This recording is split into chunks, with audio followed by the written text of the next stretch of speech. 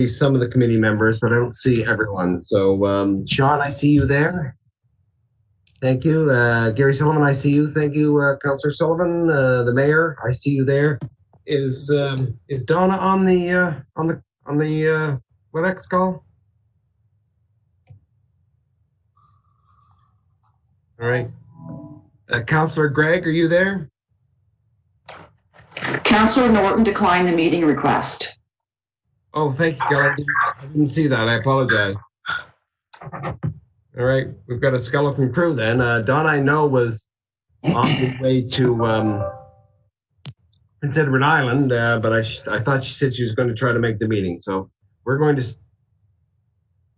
start at this point. I need approval of the minutes, May 14, 2020, please.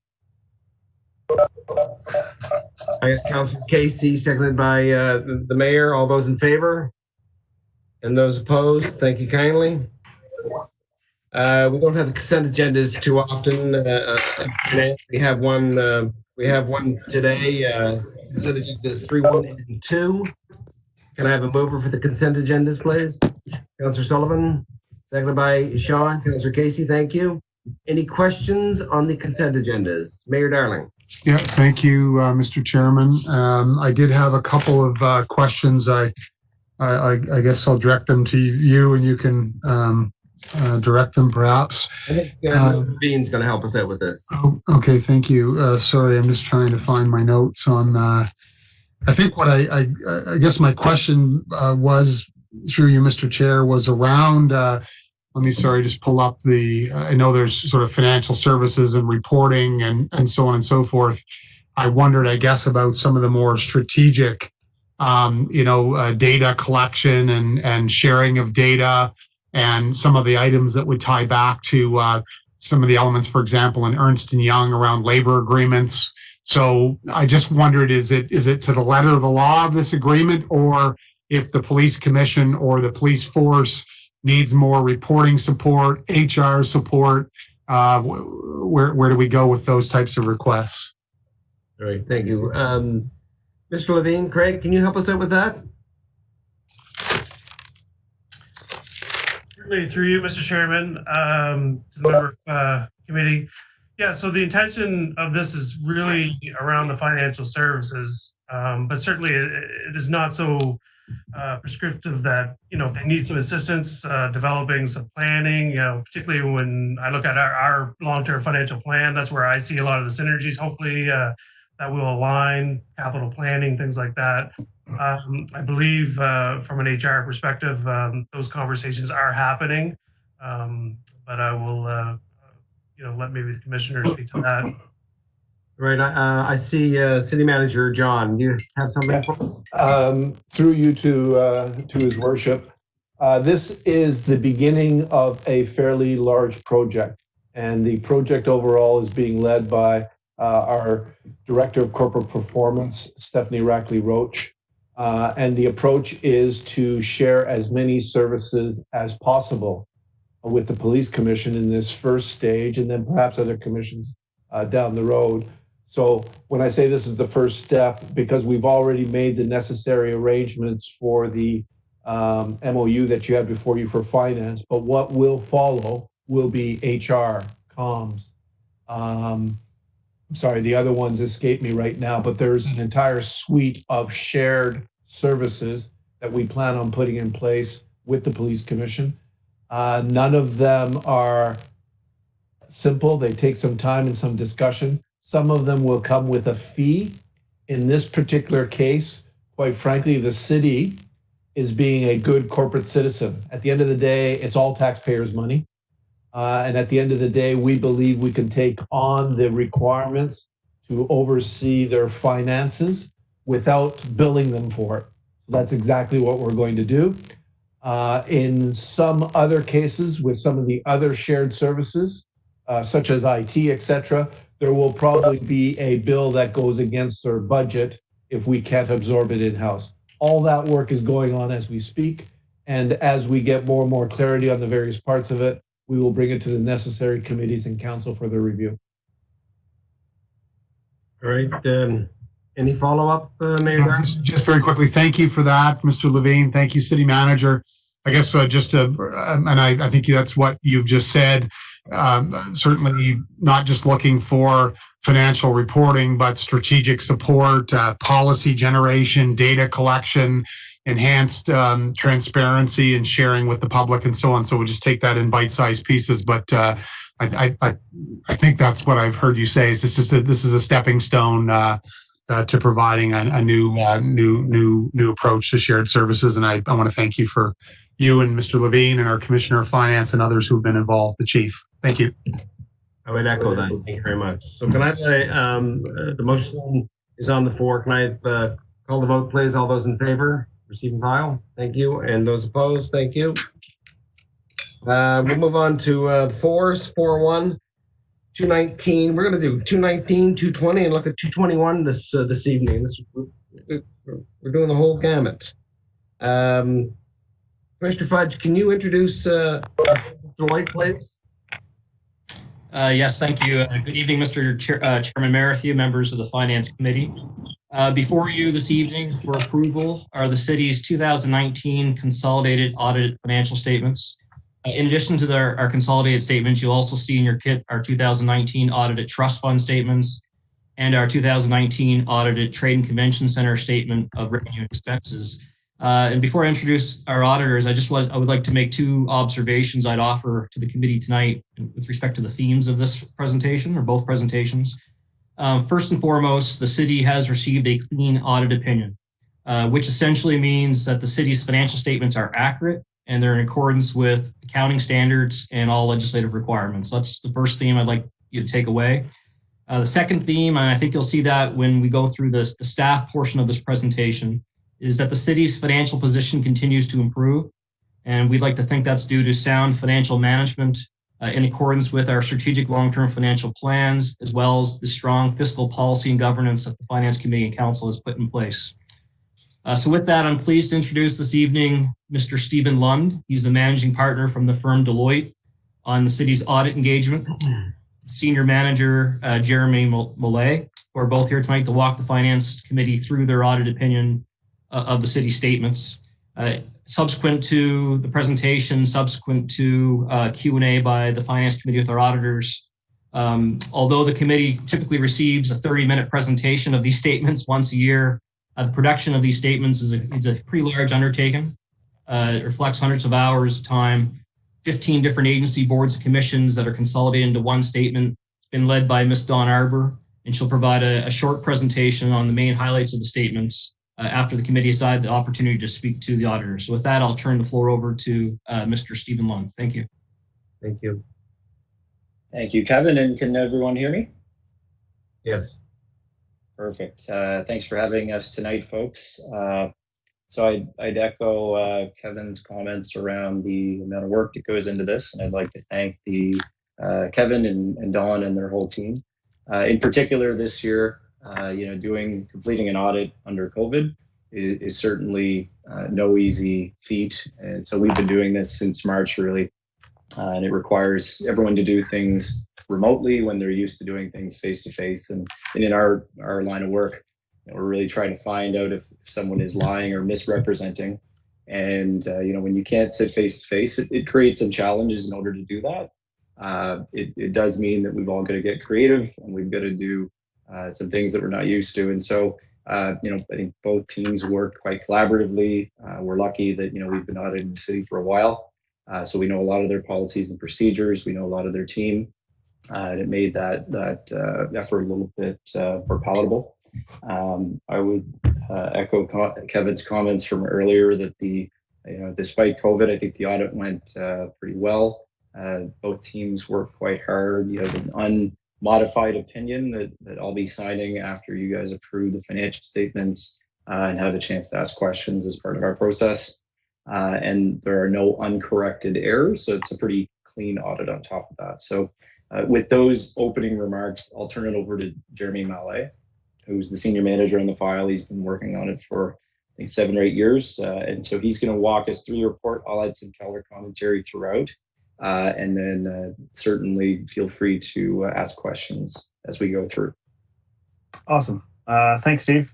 We will start, Don, if you can, on the fourth slide on our audit explained. Thank you. So, as has been previously mentioned, we did conduct our audit in accordance with Canadian Public Sector Accounting Standards as of December 31st, and conducted the audit in accordance with Canadian generally accepted accounting standards as we have in the past. And there's been no changes to the terms or conditions that were signed last year. So that's kind of an evergreen document that we have. Materiality this year increased slightly from 6.9 million to 7.3 million, and that's based on revenue, the consolidated revenue. We also just want to note that it's not 7.3 million is not the number that anything under that, would not be kept from you. It's actually 5% of that number that gets brought. So any errors or corrected misstatements or disclosure deficiencies above 5% of 7.3 will get brought to your attention and will be discussed here. As Steve mentioned, there are none, but it's just something that I'd like to note. Significant audit risk, we will talk about a little bit more in the next few slides. And then our audit fees remained unchanged from the financial proposal that was issued September 6, 2018. Next slide. Perfect. So the status of the outstanding matters. So there are just a few items that remain, and these are not uncommon. So confirmation of subsequent events, the management letter being signed, verbal discussion with the city solicitor. So we've held kind of discussions throughout the year, but just to confirm, there's nothing additional, but that'll be done through the subsequent events.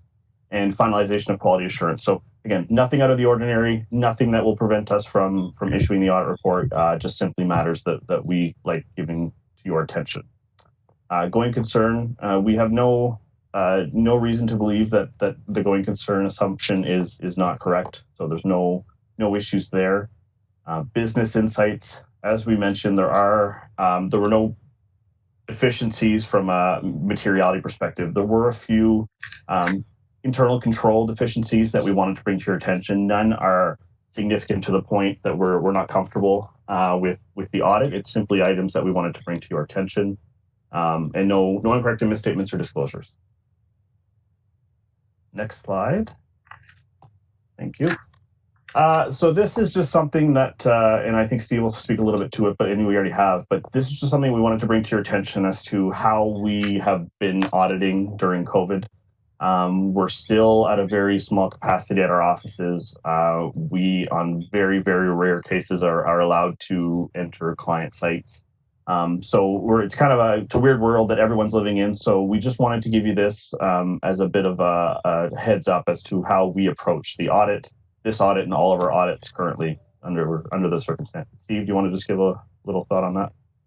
Yeah, I guess probably the two main things are, it requires the auditor to have a different level of professional skepticism. So normally when you're sitting face to face, you can usually get a bit of a vibe as to whether or not they're trying to pull your leg or whether or not they're telling you the truth. You don't really have that face to face thing to bank on anymore. So there's a couple of things that we would do to offset. So one would be the use of video calls instead of phone calls or emails. So we would do that more commonly than we might have in the past.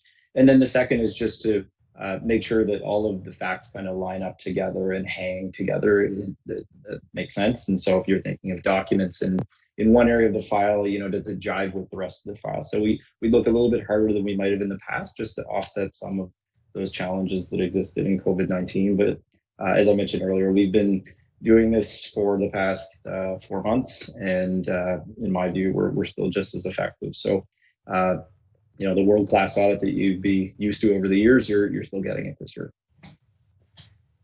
Awesome, thank you. Next slide. So fraud risk, so that is obviously a big part of our audit. And I will pause here, just if anybody is aware of any instances of fraud throughout the year, bring it to our attention. We're not aware of any, but we'd like to just pause here for 5 seconds to see if anybody has any instances. Perfect. Hearing none. Significant accounting practices, judgments, and estimates all remain consistent year over year, and nothing out of the ordinary, nothing that we wouldn't expect. And we have audited those to a sufficient level. We do state that we are independent of the city. We have other engagements, but are always safe places and safeguards in place to ensure that there's no issues with that. And so in conclusion, as we've mentioned, we are prepared to issue an unmodified audit report, which you can see in Appendix 2, dated the date of this, of approval of the statements and the signed management rep letter. Next slide. So a little more detail around our significant audit risks. So both of these significant audit risks are present in all of our audits that we do. This is not specific to the city. Management override simply states that management is in a unique position to perpetrate fraud if they so chose to do it, typically through the use of journal entries, through transactions that not everybody would see.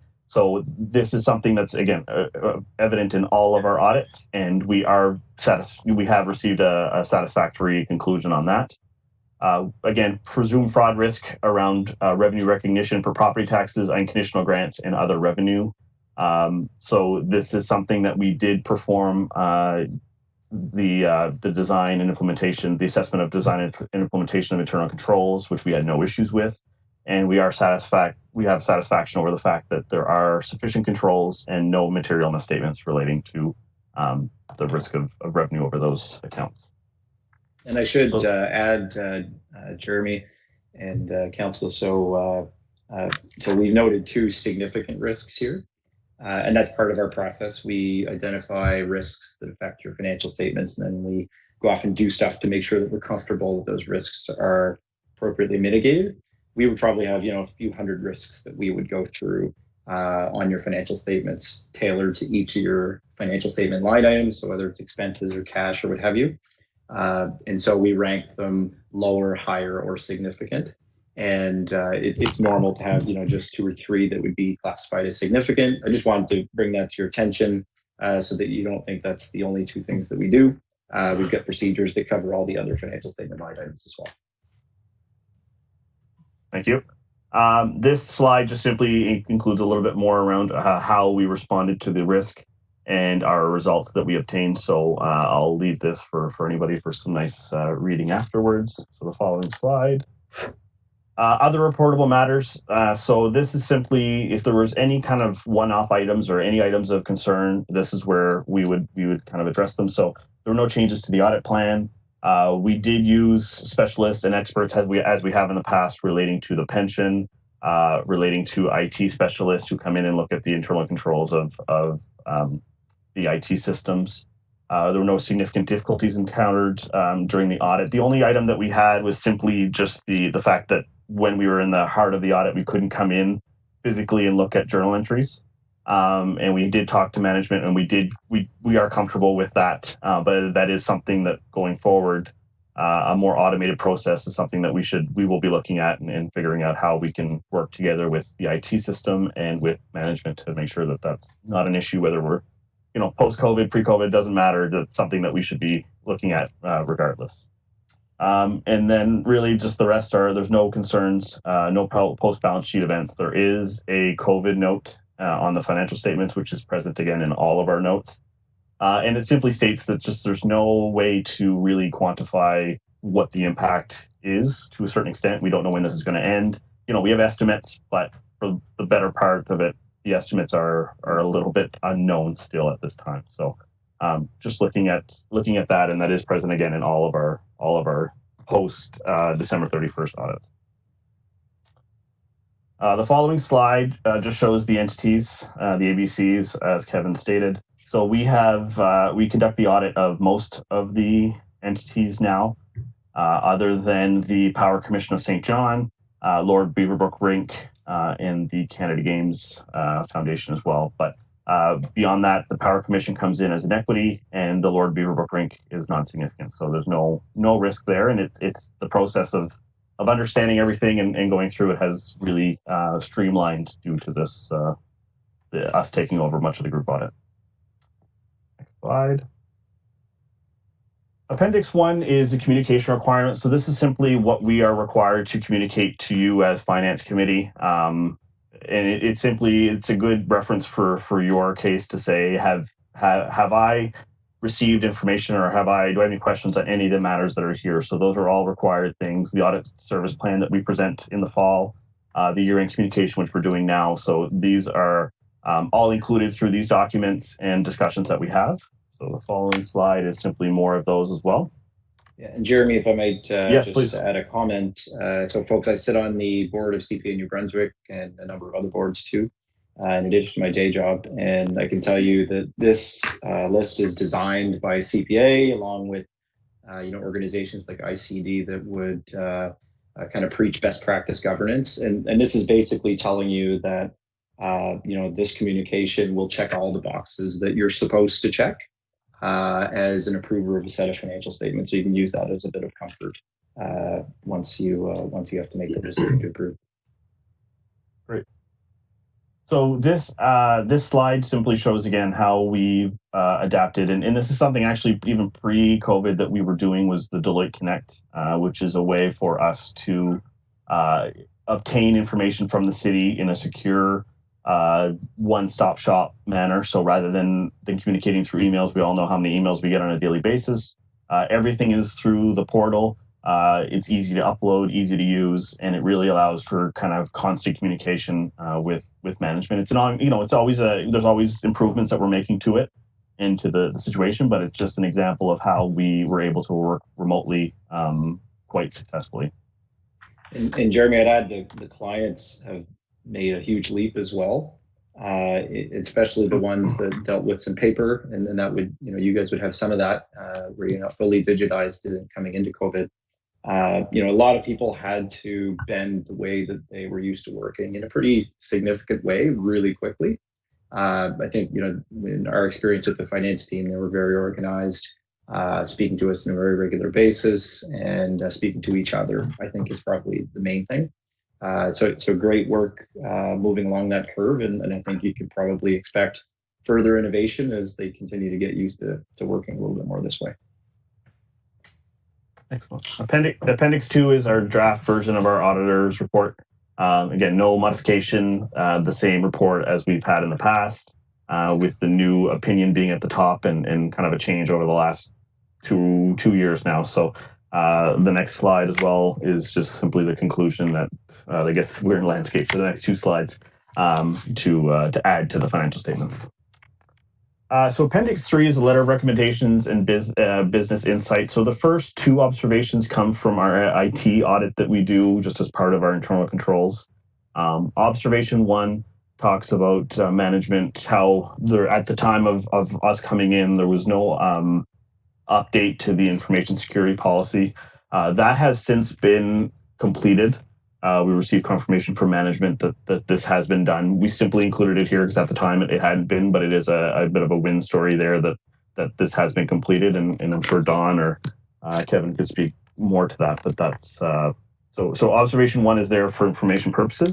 Observation 2 is something that we're still working on, and this is not uncommon with a lot of our audits, just the lack of evidence around a formal user access review. So somebody is on mat leave, for example, and there should be a certain code for that, or somebody leaves, there is a risk that they still have access to the system, but the chances of them being able to actually access the system without the city's computers or whatnot is not a huge risk, but it is something that's there, something that's present in a lot of our audits, and something that we'll work with management on as well. And then finally, observation 3 is from the audit perspective. And so this is, with there being so many ABCs coming that roll up into the consolidation, we feel like with the help of Don and Tiffany and the team, really, we can get to a point where there's what we call a consolidation grid. And all that is, it allows us to have audit evidence and audit trail from point A, which is the fund statements, with all of the consolidated financial all the financial statements added up to get to our consolidated. So it's something we'll work with management. It's not something we had discussed prior to this year. So this observation is really a go forward, not something that should have been done in the past or was expected of in the past, but something that will really help everyone understand the process just a little bit better. I will say the internal documents that are completed by Don, who cleaned up the process this year, is sufficient from an internal perspective. So there's no risk that anything was missed. it's simply from an audit perspective, it would speed up the process and allow us to gain more comfort in a quicker, more efficient fashion, while still probably giving the management a little bit of an easier process to get there. So again, no concerns with these, but simply something that would really help the process. And Appendix 4, the last appendix is simply just resources that may help you. It talks about the state of change in different financial reporting processes. We do have, I believe, still a COVID dashboard that shows kind of the state of Canada and the state of the world and how things are moving. So that's just Deloitte.ca, and it's there, and it just gives you some insight over how the world's changing on a daily basis, and our chief economist is continuously updating with documents and whatnot. So again, nothing new here, but just some interesting reading info. So in conclusion, I think the only other thing is really just with Dawn and her team and Kevin's team through COVID. I was absolutely floored and impressed and happy with how badly they wanted to complete the audit. There was no talk of pushing it. There was no talk of changing up the process. Whatever we kind of thought was best is what they went with. And they also came up with some really great ideas to help us get through it. So really happy with how that all turned out. And really, considering the size of the audit, it was one of our more successful COVID audits that we had. So very happy. All right. Thank you, Steve. Thank you, Jeremy. Do the committee have any questions for the folks at Deloitte? Mayor Darling? Thank you, folks, for the, I have a few for you, and then I have a couple for probably the commissioner of finance or the city manager. For you, thank you for your comments. I'm going to start in reverse. Floored, impressed. I wrote down pivot, adapt, great ideas. One of the most successful COVID audits. That's very reassuring coming from an organization like yours about the amazing team that we have. So thanks for that. I think it's incredibly important that that the community hears that as well, because we have highly committed employees in this organization. So thanks for that. My question for you is from a scope of work perspective. I'm curious from a best practices perspective, what you see the best of the best, private sector, public sector, I don't care who. Are there any limitations in your, not approach, but are there any limitations due to the scope of work that you find yourself living with because of our scope, or because we've said we only have $64,000? Or I'm not giving you an opening to charge us more, so don't misunderstand my question. But I want to get at best practice. Are you satisfied, or is there something you'd say, you know what, City of St. John, if you did this one more piece, you'd be the best of the best in class? So I guess that's my question, if it makes sense.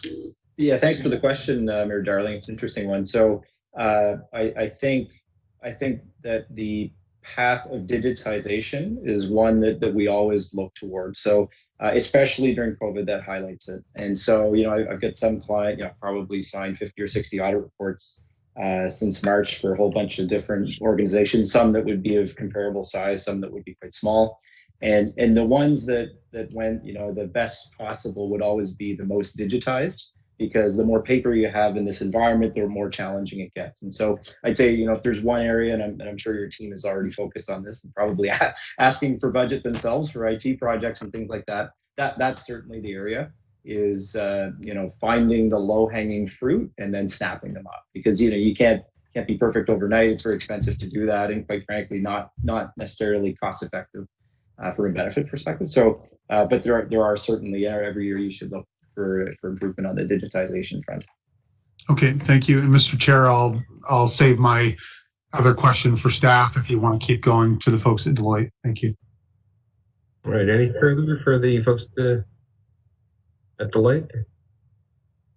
Councillor Casey, Councillor Sullivan. I believe Councillor Reardon is maybe on with us by phone. So Donna, if you're there, speak out if you have any questions, please. All right, I think it's good then. Any questions for staff? Mayor Darling. I'm just so excited tonight about this. Excited, brother. I only got 60 questions, so it's okay. No, but so now for staff, I guess I go to these statements are complex. We didn't go through, and I'm not sure if we're planning on going through the full presentation, where I believe our Commissioner of Finance and Ms. Arbor were attempting to explain the differences between, how sometimes these numbers are reported. But I guess what I'm getting at is we had some confusion some months ago where some folks believed we had big pots of hidden money. And I guess I'm asking either the Commissioner of Finance or the City Manager, how are we going to continue to strive to communicate these super complex conversations in bite-sized pieces so folks can understand it? I've shared them out with the Twitter sphere and Facebook, but there was quite a bit of confusion some months ago, and how do we avoid that in the future is my question. I'll attempt at that one. They are very complicated statements, and we do really need to boil them down into, I guess, the bite-sized pieces that you mentioned, Your Worship. It's really complex because we spend a lot of our time talking about our budgets, and our budgets are just completely in a different form of accounting. They serve a different purpose. They're really cash-based. And even when you try to simplify it with pictures, sometimes it's difficult to do. Even making the most simplest of attempts. What we're going to do is try to tie in, and I think you'll see a little bit of that in our presentation after this one, really tie the audited statements into our long-term financial plan, tie the key elements into what we're trying to achieve with our long-term financial planning, highlight what's relevant to our annual budgeting process. And also, we actually made one, and Mr. Lund can comment on this if you'd like, we actually made one presentation change to audited statements this year, where in prior year, we typically receive a significant amount of funding from other levels of government for capital projects. And last year, they were actually all grouped into our general revenue, and it resulted in a significant surplus. This year, we actually requested, we've seen a presentation like this in other cities where we would actually categorize capital contributions in a separate row. We present it below so that you could actually see the results of your operations. And I think that really, this year you'll see a pretty large surplus, over $60 million in surplus, but over $60 million was received and recognized and earned in capital contributions from the Safe Clean Drinking Water projects, gas tax funding. So I think these statements are a lot more simpler to understand because we made that little tweak in the statements, but absolutely we got to communicate better the results of these statements and educate our taxpayers on how to actually review and look at these statements. I'd ask Mr. Lund if he has anything further to comment on that. Yeah, thanks, Kevin. So we did kind of work with management over the last month or so on, what the ideal balance is on presenting your, quote unquote net income and your normal revenue and so on. So we did a bit of a study and took a look at 10 or 12 different municipalities across the country to see what others are doing. I spoke to a couple of PSAS accounting experts in the firm just to see, what the realm of possibilities are within the rules, because it's important to present the right message, but you have to be doing that in accordance with the standards so that you're not going offside. And so I feel that we probably struck the kind of perfect balance of satisfying the accounting standards, but also presenting two views. One that is, your kind of more normal revenue and expense streams, and then a subtotal, and then below that would be your revenue received for capital, which would presumably be not a recurring item. So that way, at least when you're building your communications, you can reference, one or the other number. And as long as you're clear in those communications on what it is you're communicating, then you're not breaking any accounting rules, which is good. So I think we've kind of achieved both objectives. Yeah. Sorry, one very quick follow-up. So thank you for that, because I think you're getting at the heart of the issue. I mean, is it a note and it's probably there somewhere? You've got cash flowing in, but you've got committed projects. But, I guess, depending on how, sometimes what happens is, whether it be on purpose or not on purpose, there's a bit of a slide shared or context shared where, I see slide 21 in a 2019 statement of operations, and it says City of St. John consolidated, and I see a line that says annual surplus $60,343,005. So if I just share that one slide, well, then this mayor that keeps talking about deficits and overspends is a liar. So I think I've made my point. We just need to reconcile. There's maybe money flowing in, but it's all committed money, and it's we can never stop engaging with and educating and giving those opportunities for our community to understand where we actually are. So thank you. Thank you, Mr. Mayor. Thank you, folks. Commissioner Fudge, there's a recommendation here. Were we going to have Ms. Arbor present something to us on the 19 numbers, or should I go to the recommendation? Sorry. If there's no further questions for the auditors, we would move right into our staff presentation, followed by our recommendation for council or for the Finance Committee to send the statements to council for approval. Thank you, Kevin. Any other questions before we go to Dawn? All right, Ms. Arbor, you take us through that, please? Yes, for sure. I'm just going to bring up the presentation. Thank you.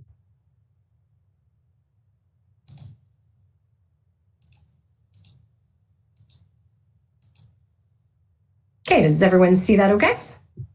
Yes. Perfect. Thank you, first of all, Deloitte, for the nice comments about our work and our relationship of working together this year. Through you, Mr. Chairman, to the members of the Finance Committee, good evening. So as Deloitte has presented, the audit of our 2019 financial statements is now complete and the results are good. As previously presented to the Finance Committee, these financial statements include 15 different funds, agencies, boards, and commissions of the city.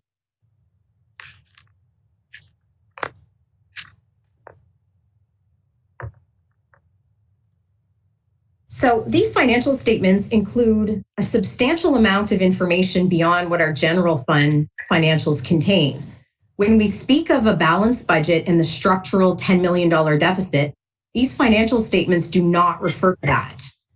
The consolidation involves a very complex process that starts with general fund numbers, adds in all of the 14 ABCs as shown on this slide, changes accounting from fund accounting to Canadian public sector accounting standards, and eliminates all the inter-fund revenues and expenses. So the major differences between the consolidated financial statements and the general fund statements, beyond what I've already explained, is the accounting. For example, in the general fund numbers, all the capital costs are expensed in the year they are incurred, compared to being expensed over the useful life of the assets in the consolidated. In the general fund statements, the principal payments that we make on our debt are expensed the year that they are made, whereas you will only see the interest portion within the statement of operations on the consolidated financial statements that we are reviewing. Finally, an important difference to note, especially this year, is that the funding received for the purchase of capital assets on the general fund results do not affect the surplus or deficit. On the consolidated financial statements, however, these amounts are considered revenue. And this is what I mean. As you will note from the statement of operations and accumulated surplus, which is page 32 in the kit, we finished the year with an $8.5 million deficit. Once the revenue received for capital assets is added to that, the final result is actually a surplus of $60.3 million. So this slide provides a reconciliation between this year's results and last year's results. So you'll notice that the blue bar on the left-hand side represents the $22.2 million surplus. And then the blue bar on the far right-hand side is the 2019 $60 million surplus. The bars in between reflect the important differences between this year and last year. So positive variances are green and negative variances are red.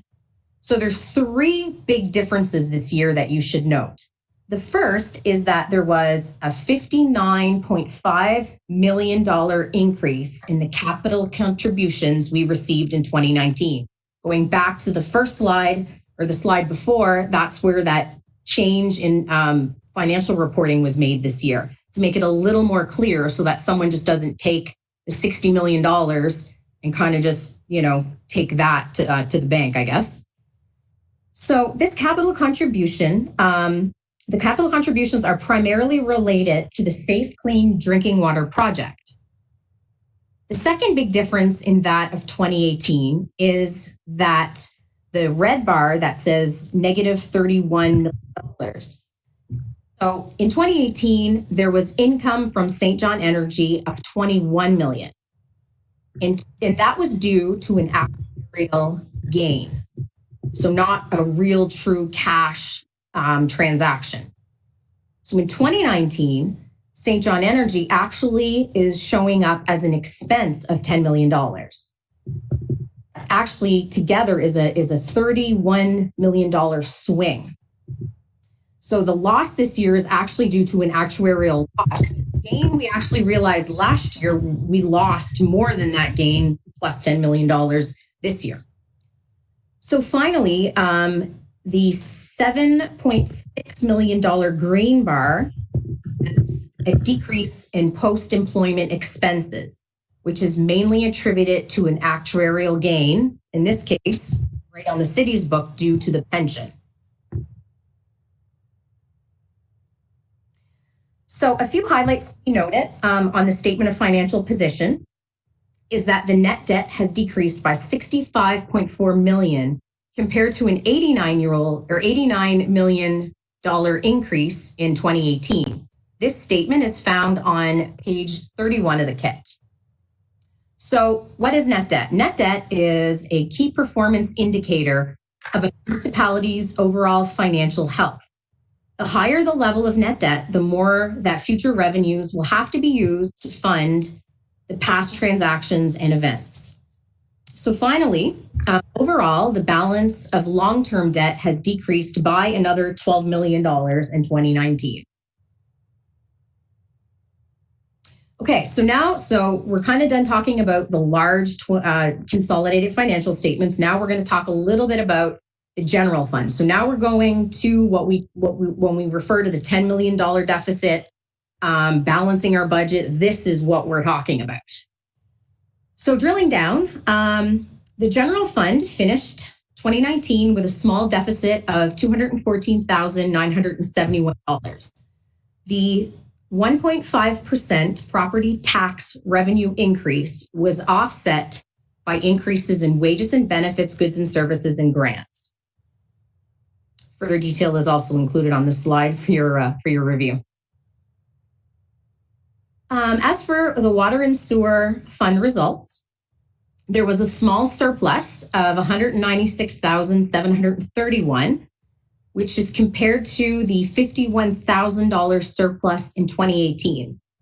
What is important to note in this case is that the revenues of the water and sewer fund were up 2.7% over 2018. So in conclusion, it is recommended that the Finance Committee approves the audited 2019 consolidated financial statements. The Finance Committee approves the 2019 Statement of Revenue and Expenses of the St. John Trade and Convention Center as included in your kit. That the Finance Committee also approves the 2019 City of St. John Trust Fund financial statements included in the kit. And finally, that the Finance Committee recommends that Common Council approve the 2019 consolidated financial statements as presented by staff, as well as the Trade and Convention Center statements and the Trust Fund financial statements. So that concludes the presentation, and any questions you have, feel free to ask. Thank you, Dawn. Thank you very much. And thanks to the folks at at Deloitte. You're all impressive. We've got a very committed team of the City of St. John. I really do appreciate you taking us through this, through 2019, reducing our debt, a clean audit, the time of COVID. Thank you so very much. Any questions for staff? All right. I understand Councillor Reardon is on the call, but she's having trouble with her audio. So I've asked she can email me, and I'll if she's got a question, and I'll present it for her. So we'll go from there. All right.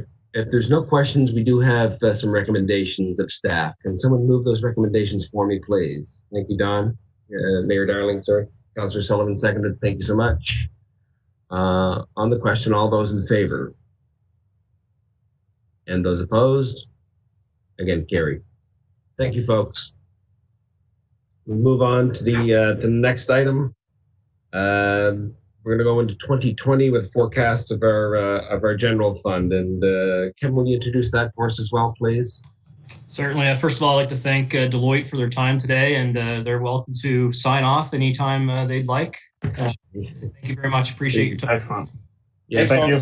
Thanks again, gentlemen. Bye-bye.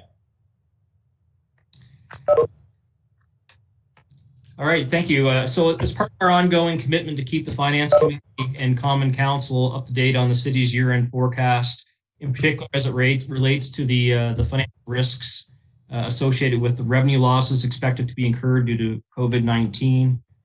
Tonight, Ms. Arbor will present our fourth financial update since we originally did this or conducted our first analysis back in April. To the Finance Committee, and subsequent to her presentation, we'd be pleased to answer any questions. So with that, I'll turn over to Ms. Arbor. Thank you, Kevin.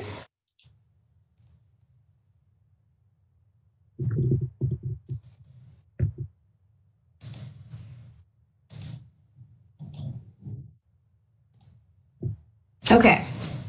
So through you, Mr. Chairman, to members of the Finance Committee, I will provide a short update this evening on the city finances as they relate to the 2020 results, taking into account the impacts of COVID-19. New Brunswick and Canada continue to effectively contain the outbreak. In New Brunswick, we have managed to only have a little more than 170 total cases, which has led to good momentum in our reopening of the economy process. Initiatives restart the economy, such as the Atlantic bubble, is expected to have a positive impact on our city. The forecast that I will present takes into account the June 2020 results, and it includes the current known costs related to our restructuring efforts that are currently well underway. As time goes by, and it goes on, we receive more and more information. And as a result, we're able to further refine our results. The blue bars on this slide on the left represent our very first forecast, which was a range, as to the impact of that COVID-19 was going to have on our revenues. In April, we were only able to provide a range because we had very little information. Today, which is represented by the green bar on the far right, we are estimating that revenues will be reduced by approximately $4.5 million compared to the 2020 budget.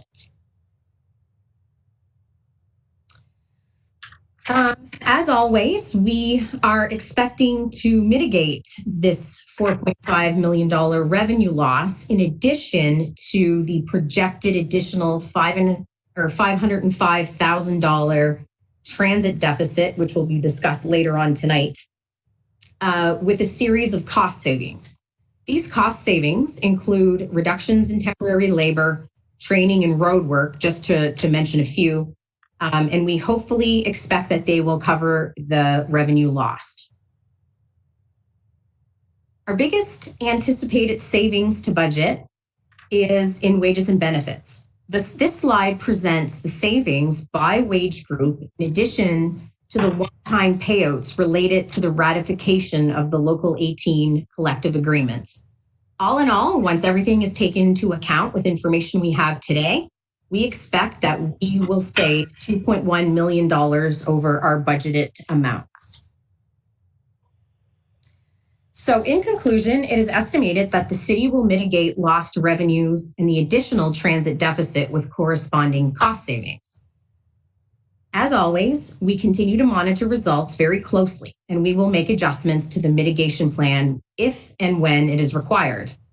Given the risks associated with any forecast, in particular this one, given the restructuring that is currently underway, it is recommended that the cost mitigation strategy that it be adjusted to reduce the additional $505,000 deficit projected by the Transit Commission, which will be again discussed later on this evening.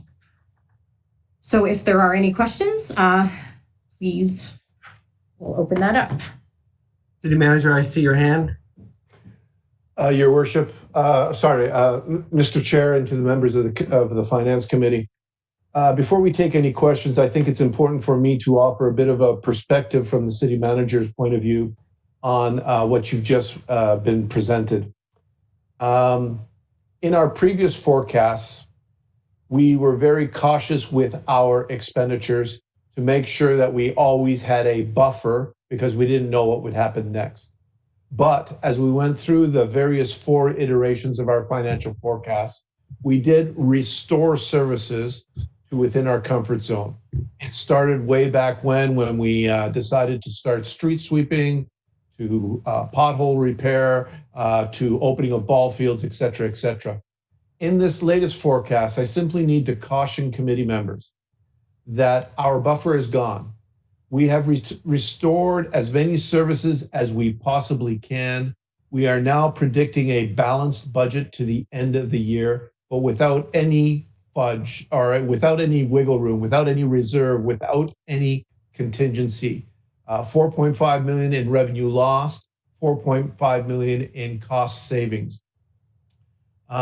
This is okay, but there is a certain level of risk that I need the committee members to understand because there is still 5 months or so left in this year. And as everyone has mentioned, we still do not know what COVID will throw at us next. Therefore, that's why you find within this recommendation the allusion to, the reference to the transit additional operating deficit, and it will be the subject of a subsequent agenda item, because with that transit deficit of 500,000, that is what is making our budget for the year extremely tight. So if I was to try to sum that up in 2 sentences, I would say, first of all, at this point in time, there is absolutely no room for any additional restoration of services based on our financial estimates. And we need to be extremely cautious moving forward. Just in this past week, we did authorize some additional funding to Parks, Recreation, and Public Works to do some additional minor beautification things, such as King Square. But that's it. At this point in time, your staff are not in a position to open up and spend more money simply because if we do so, we will not forecast. We are forecasting that we would not balance the budget at the end of the year. So it is very tight at this point, manageable, but we need to be very careful moving forward. Thank you. All right. With that, committee, do we have any questions?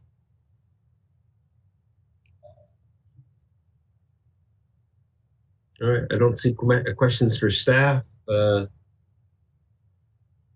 do have cautionary talk from city manager. Look, I understand that we fine-tuned this point to about $4.5 million, but I also hope that, you know, the old saying, invention is, or necessity is the mother of invention, and we've learned from this, and we've learned to do things differently, or perhaps not at all, or substitute with something else. There's got to be a positive to come out of this well. So that's what I hope. That's what I hope truly comes of this at the end of the day. Anything else from Mayor Darling, please? Thank you very quickly, Mr. Chairman. Just to register, I guess I did do an interview today where I was asked. So, not unlike every other municipality in the country, big and small, we've been heavily impacted by COVID-19. I want to It's been difficult, to say the least. I want to thank the city manager and all the various teams. Wrestling $4.5 million to the ground is not easy. I certainly want to acknowledge that some people are very disappointed, including all of us, that we're not quite as beautiful as we normally would be. But this isn't a normal year. The city manager has explained that. So we are still waiting on details from the deal between the federal and the provincial government in terms of support. We could sure use some operating supports. So we'll see what details flush out from that. And then I guess through you, Mr. Chairman, to the city manager, please continue to communicate, where we are and why we are where we are, and that brighter times are sort of ahead as we move through this. But just those couple of comments. Thank you, sir. Thank you. Just in response, if I may, Mr. Chair, absolutely. We have to continue to work at explaining the story. Part of it was at council last week or a few days ago, rather, when we explained how many employees we actually did not hire this summer to make the public understand the scope of what we're talking about. To end my comments on a positive note, the positive of this is, despite the incredible impact of COVID-19, the city of St. John will balance its budget this year. Not that we have a choice, but we will balance it. We have taken the measures that are necessary. We have still continued to provide all of the essential services that are required, and we will balance the budget. That is the positive to be taken out of this financial estimate before you this evening. Thank you, City Manager, for stating that, because I don't believe everyone realizes that the City of St. John has balanced its budget for years, and there are other levels of government that can't say the same. So again, thanks to staff. Can I have a receive and file with this, please? Councillor Sullivan, seconded by Councillor Casey. All those in favor? Aye. And Don, I hear you. Thank you. Oh, excellent. Thanks. And those opposed? Thanks so much.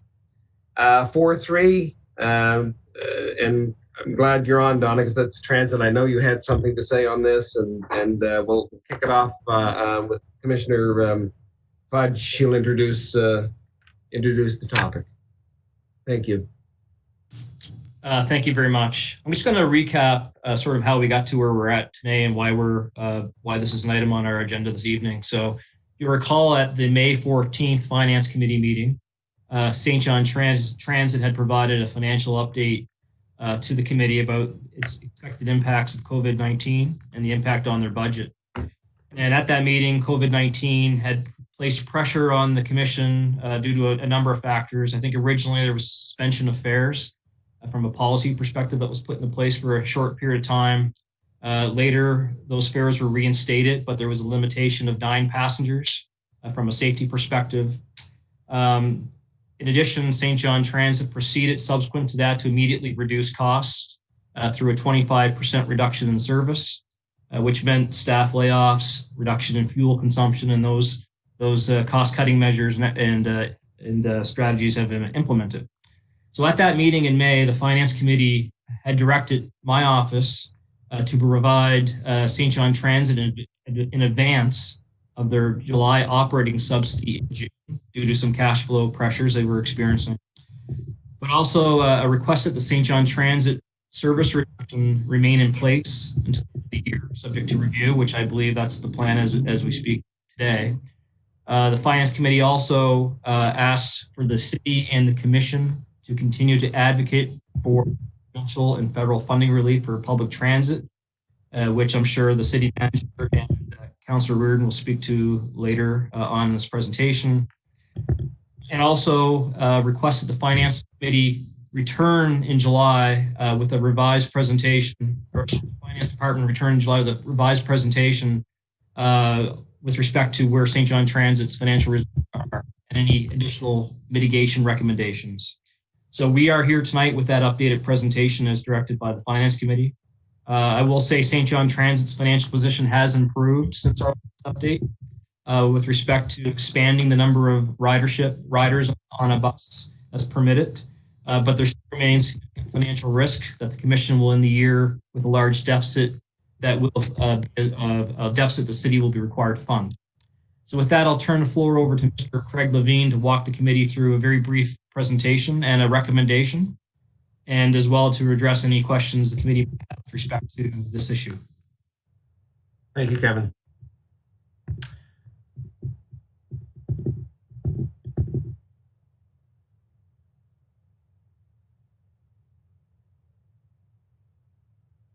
Great. You see my screen, Mr. Chairman? Yes, sir. Thanks, Craig. Thank you. Through you, Mr. Chairman and members of the Finance Committee. The purpose of this presentation is to give the committee a financial update of the St. John Transit as of the end of June.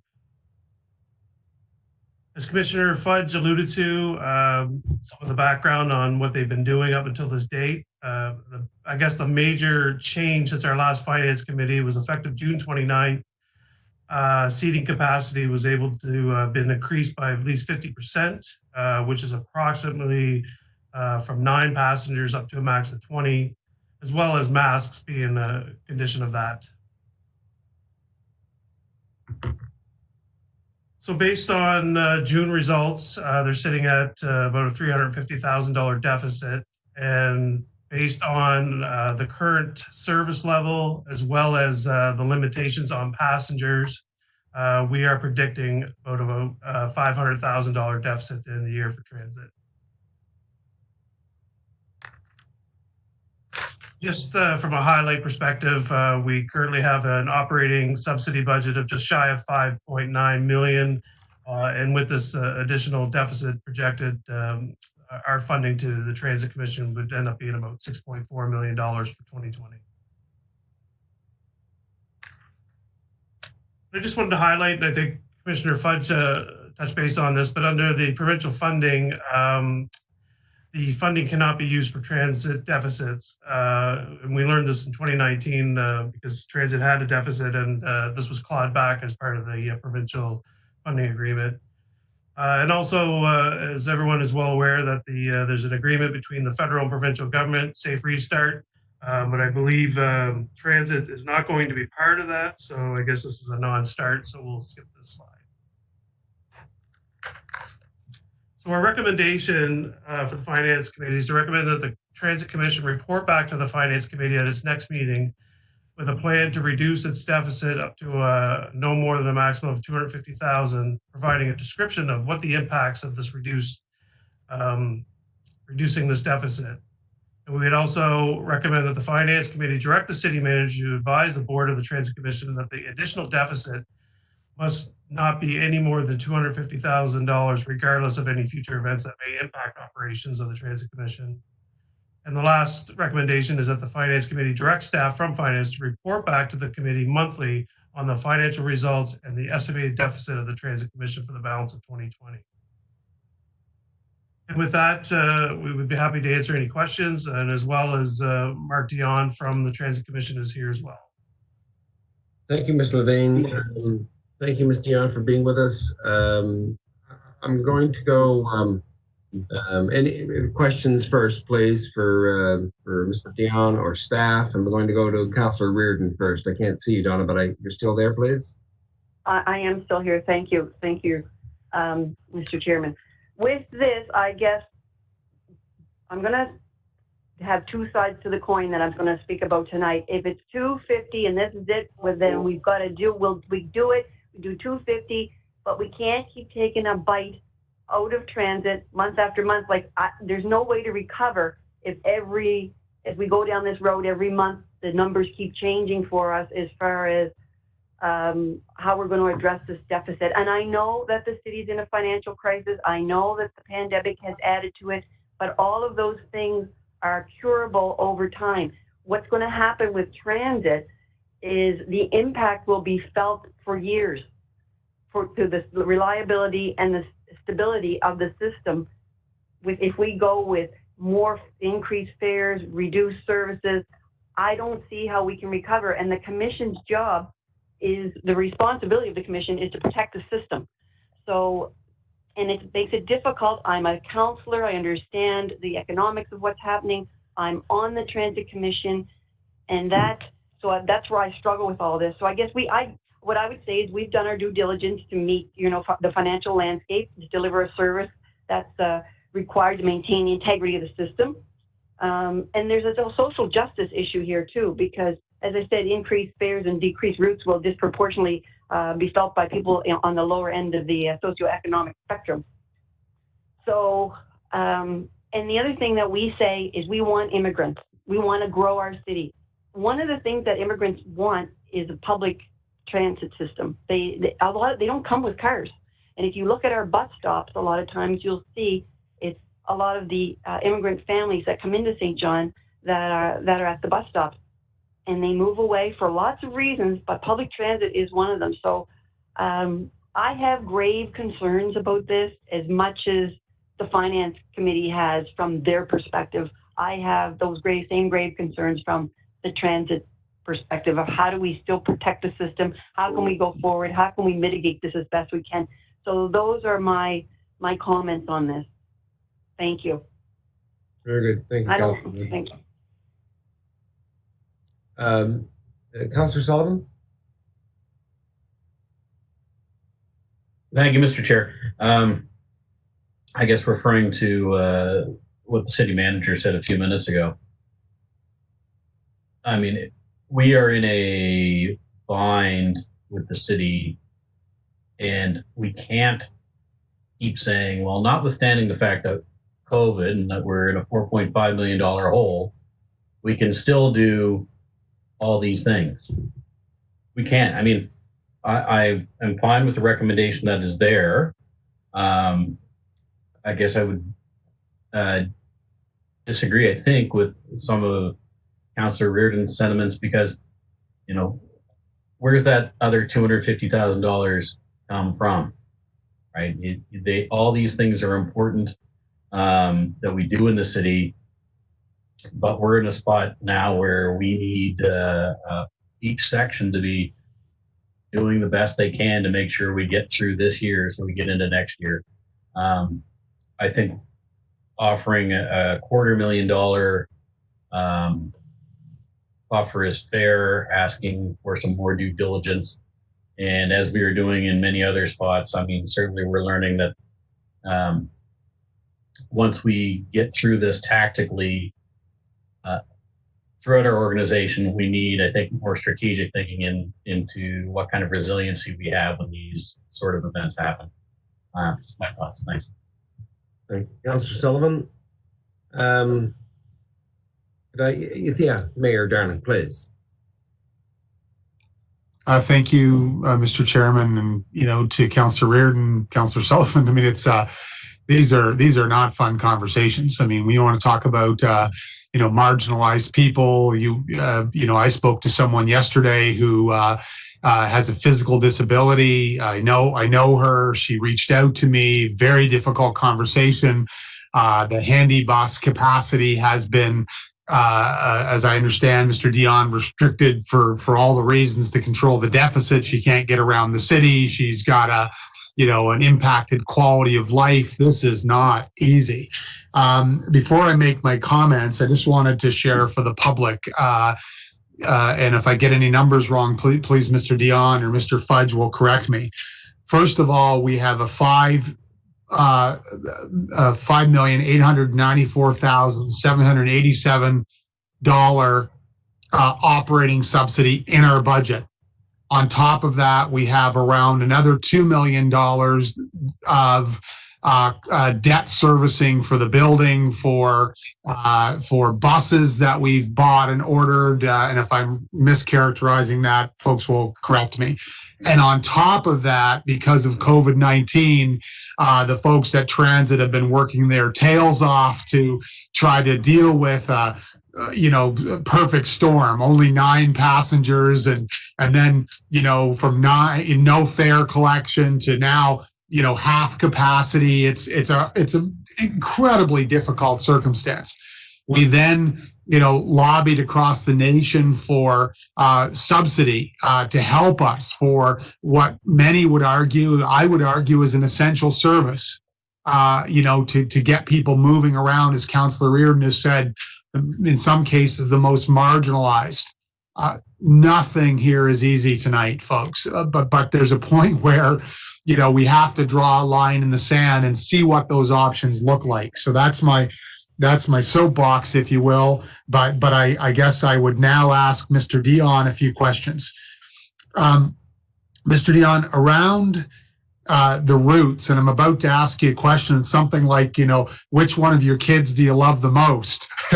but around the route prioritization, they can't all be the most important routes.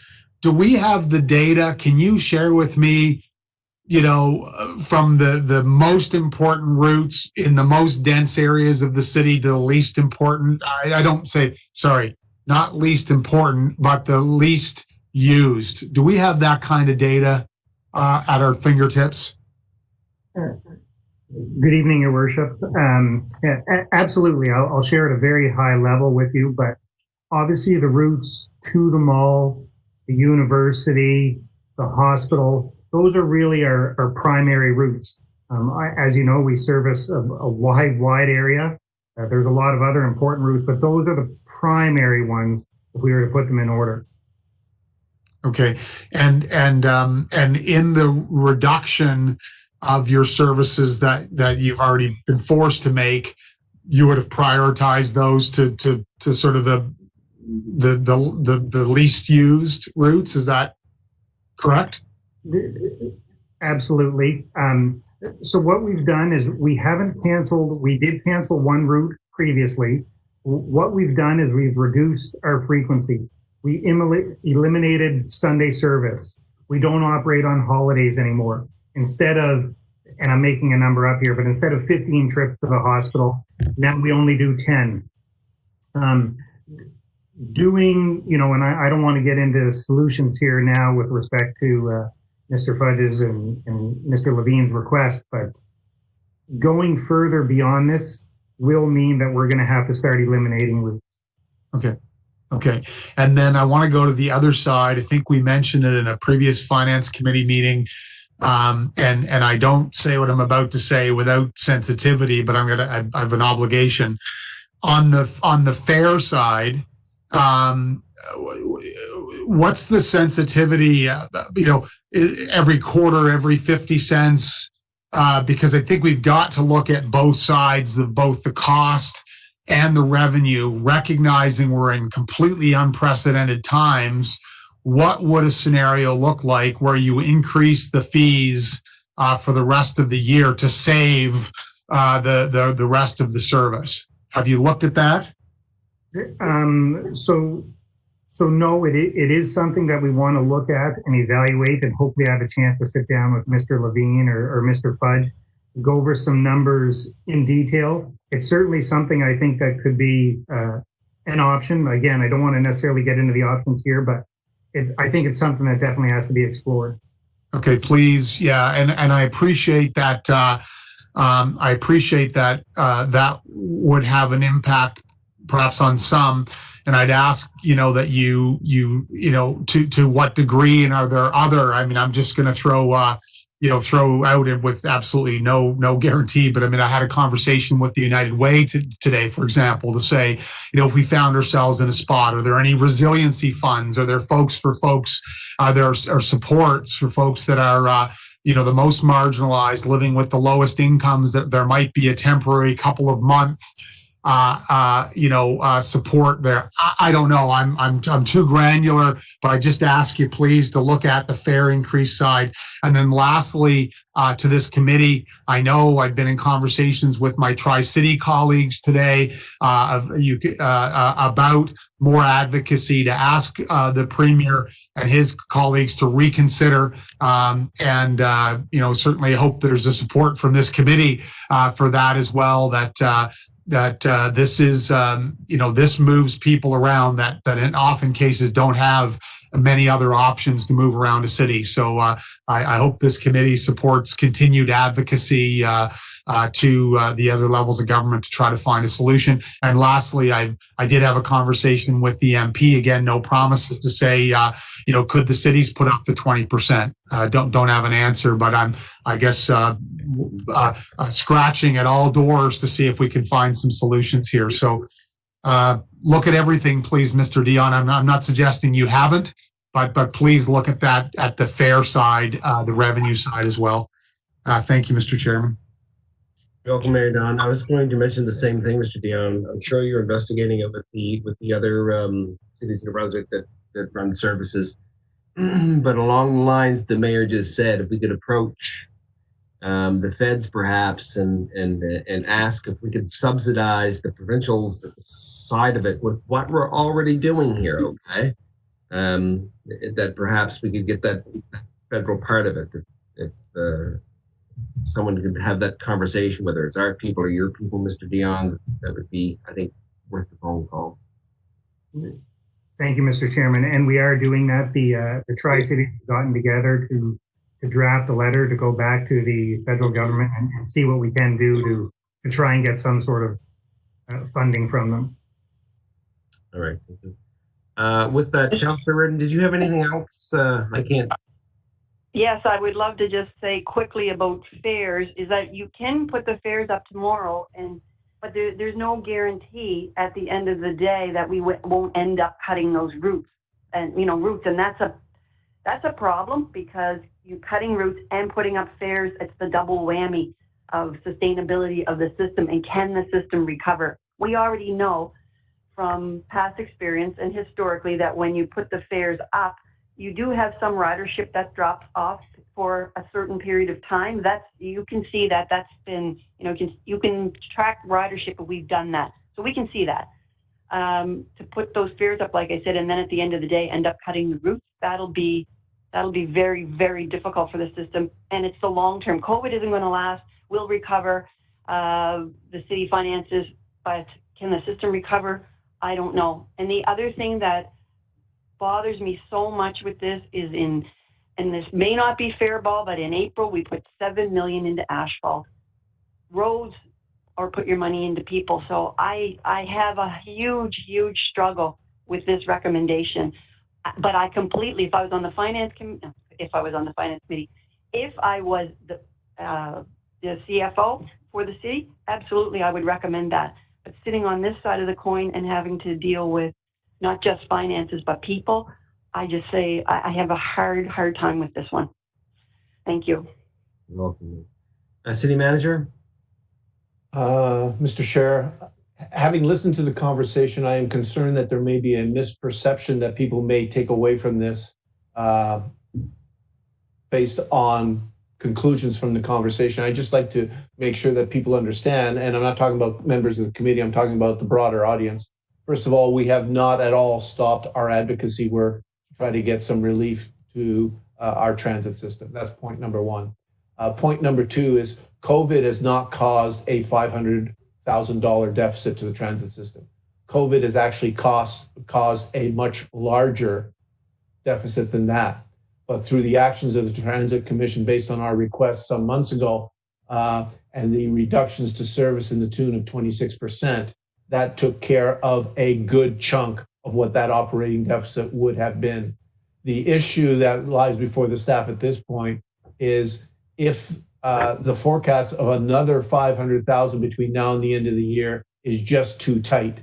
And that's why you have before you the recommendation that we need the Transit Commission to cut that in half to approximately $250,000, which will make us in a much better position, not only to ensure a balanced budget at the end of the year, but also to deal with any additional shocks that COVID-19 may put onto the city.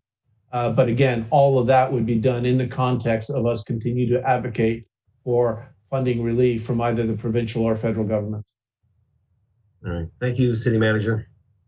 Can I ask another quick question then of the City Manager? Absolutely. So at the end of this, if we go, well, it's going to pass. It doesn't matter what I vote, it'll pass. But at the end of the day, if transit supports, I guess, when you increase fares, cut routes, you do what you're doing, that ridership is supporting, just like Local 18 did when they took 0 and 0, that ridership is supporting the city to get through their financial crisis with this whole thing. So at the end of the day, it would be great to know that there would be support for transit when we come through the storm on the other end. I just don't see how the service can recover without some commitment of support to get it back up on its feet at the end of the day. Because another 250,000, it's big, and it's, every time you take a bite out of it, it's hard to recover. It's always hard to recover. I'd rather do the one chunk and say, this is it. We're going to try to recover from this. But when we get to the end of the year and next year, when things may be looking somewhat better than they are, considering that what we're up against, and I know next year and the next year are both not great, but it would be good to know that there is some, I guess, support and for transit, and that transit is seen as, I think, the growth initiative that it is for the city, for population and for areas. So I guess that's all I'm asking, is that the city recognize what transit does for the city. I think it is an attraction for people. People don't look to see how great your roads are when they're looking for a place to move to. They want to know what's there for quality of life. They want to know if you have public transit. There's all kinds of things they look for. They don't look to see what your road pavement index is. Nobody looks that up. Anyways, that's all I've got to say. Thanks. So I don't know, John, if you've got a response to that, or if just let me ramble on. Mr. Chair, through you to the councillor, I understand. I think certainly, and I can only speak for the staff, but I've also obviously listened to all councillor comments over the many months. I think there is no doubt that the city considers transit an essential service, and we will do everything possible to protect that essential service. But, and there is a but, not unlike other services within the city, COVID-19 does have an impact for 2020, and addressing our sustainability challenges in 21 and 22 will also have an impact. In that, transit has been mandated within the sustainability plan to innovate, realign, readjust, do things differently, and save $850,000 a year in the process. So it will be lean times for a period of time. Again, you will receive a presentation in the not too distant future at council, talking about the long-term financial plan, where we sit, the tremendous progress we have made so far. And not to steal the thunder of that presentation, there is a light at the end of the tunnel, and things are getting better, and our financial situation is improving all the time. So I remain optimistic about the future, but I do need to manage everyone's expectations for the next 2.5 years, COVID-19 for 2020, and then our sustainability challenges for 21 and 22. Times are lean, and we will have to work our way through it in accordance with the sustainability plan.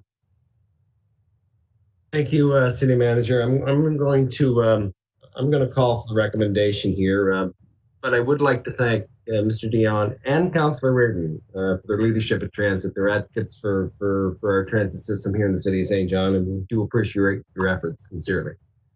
So can I have someone move the recommendations, please? Councillor Sullivan, and seconded by Sean. Thank you. Councillor Casey. All those in favor? And those opposed? Thank you so much, folks. Tough conversations. 4.4. The last two items, I hope that everyone can stay to the end of these. This is exciting times going through COVID and so on. We still have folks, staff in the city of St. John still think that we can improve customer service here. That's wonderful, and we can improve and have a better strategic plan. So with that, I'm going to ask Rachel Van Wart, I think, is going to take 4.4 for us, please. Good evening. I'll just share my screen. Thank you.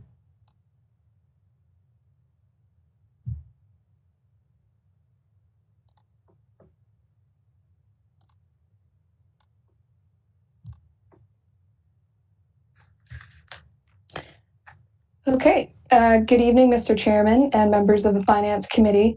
This evening, I'm pleased to introduce the Service SJ model, the city's integrated customer service center project, to the Finance Committee.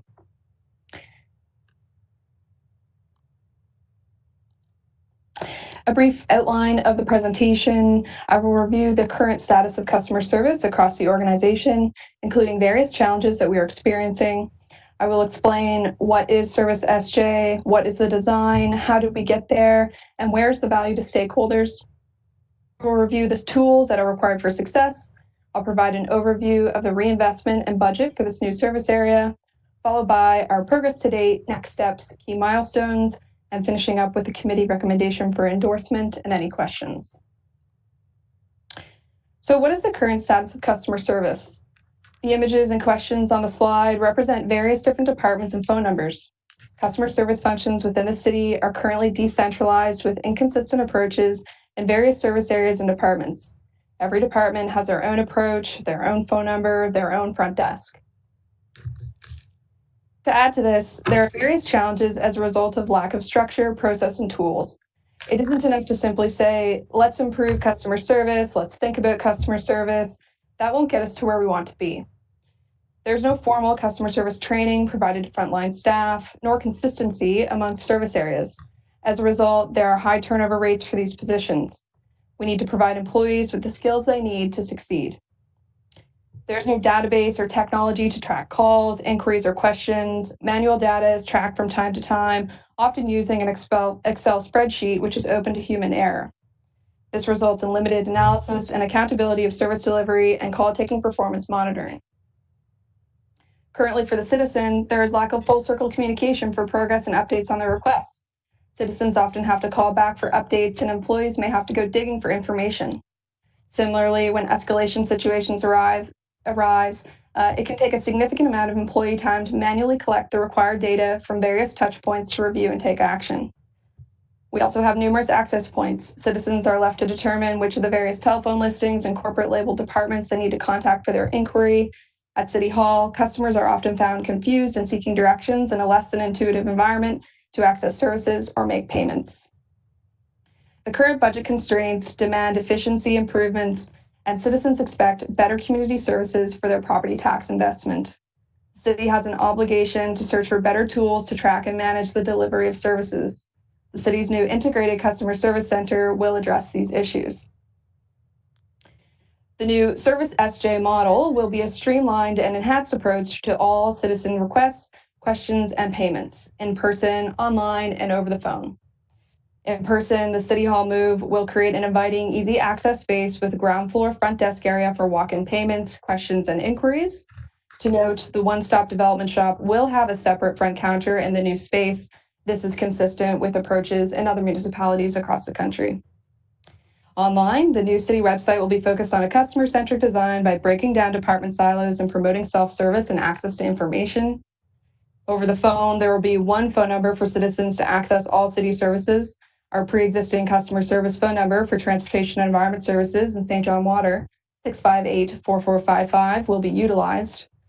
You might be wondering why we're not moving to a 311 phone number. A formal process through CRTC and associated costs are required. In addition, regional collaboration is required. If we receive a call from a citizen in Rossay or Grand Bay, how are those calls routed accordingly? As there are currently other significant regional collaboration priorities, 311 will not be pursued at this time, but will be the eventual goal and future phase for customer service for the city. The new front desk and contact center will be resourced using existing customer service staff from various service areas, which will provide a pooling of dedicated resources and cross-training opportunities. Employees will rotate through answering phone calls in the contact center and providing services at the front desk to provide enhanced variety in their day-to-day duties. To enable this functionality for all city services, the appropriate technology is required, which I will introduce in the coming slides. As part of the project, we have completed best practice research, and it is proven with various examples that a one-stop model works, and it works well. Municipalities across North America are moving to a 311 model to standardize and provide enhanced service delivery. In addition, this approach provides the city with a centralized corporate focus on customer service, which is tied to corporate performance. So what is the citizen value? The model will allow the ability to provide full circle, transparent, automated communication to citizens and customers. Citizens expect a user-friendly approach and easy access to municipal services. This approach and associated tools will make this happen. By reallocating savings and managing offsets to reinvest in the tools required, citizens will receive a high return on investment with long-term cost savings realized through a number of efficiencies and streamlined processes. Customers will receive a professional, standardized, and consistent response when contacting the city, which reduces confusion and enhances customer service.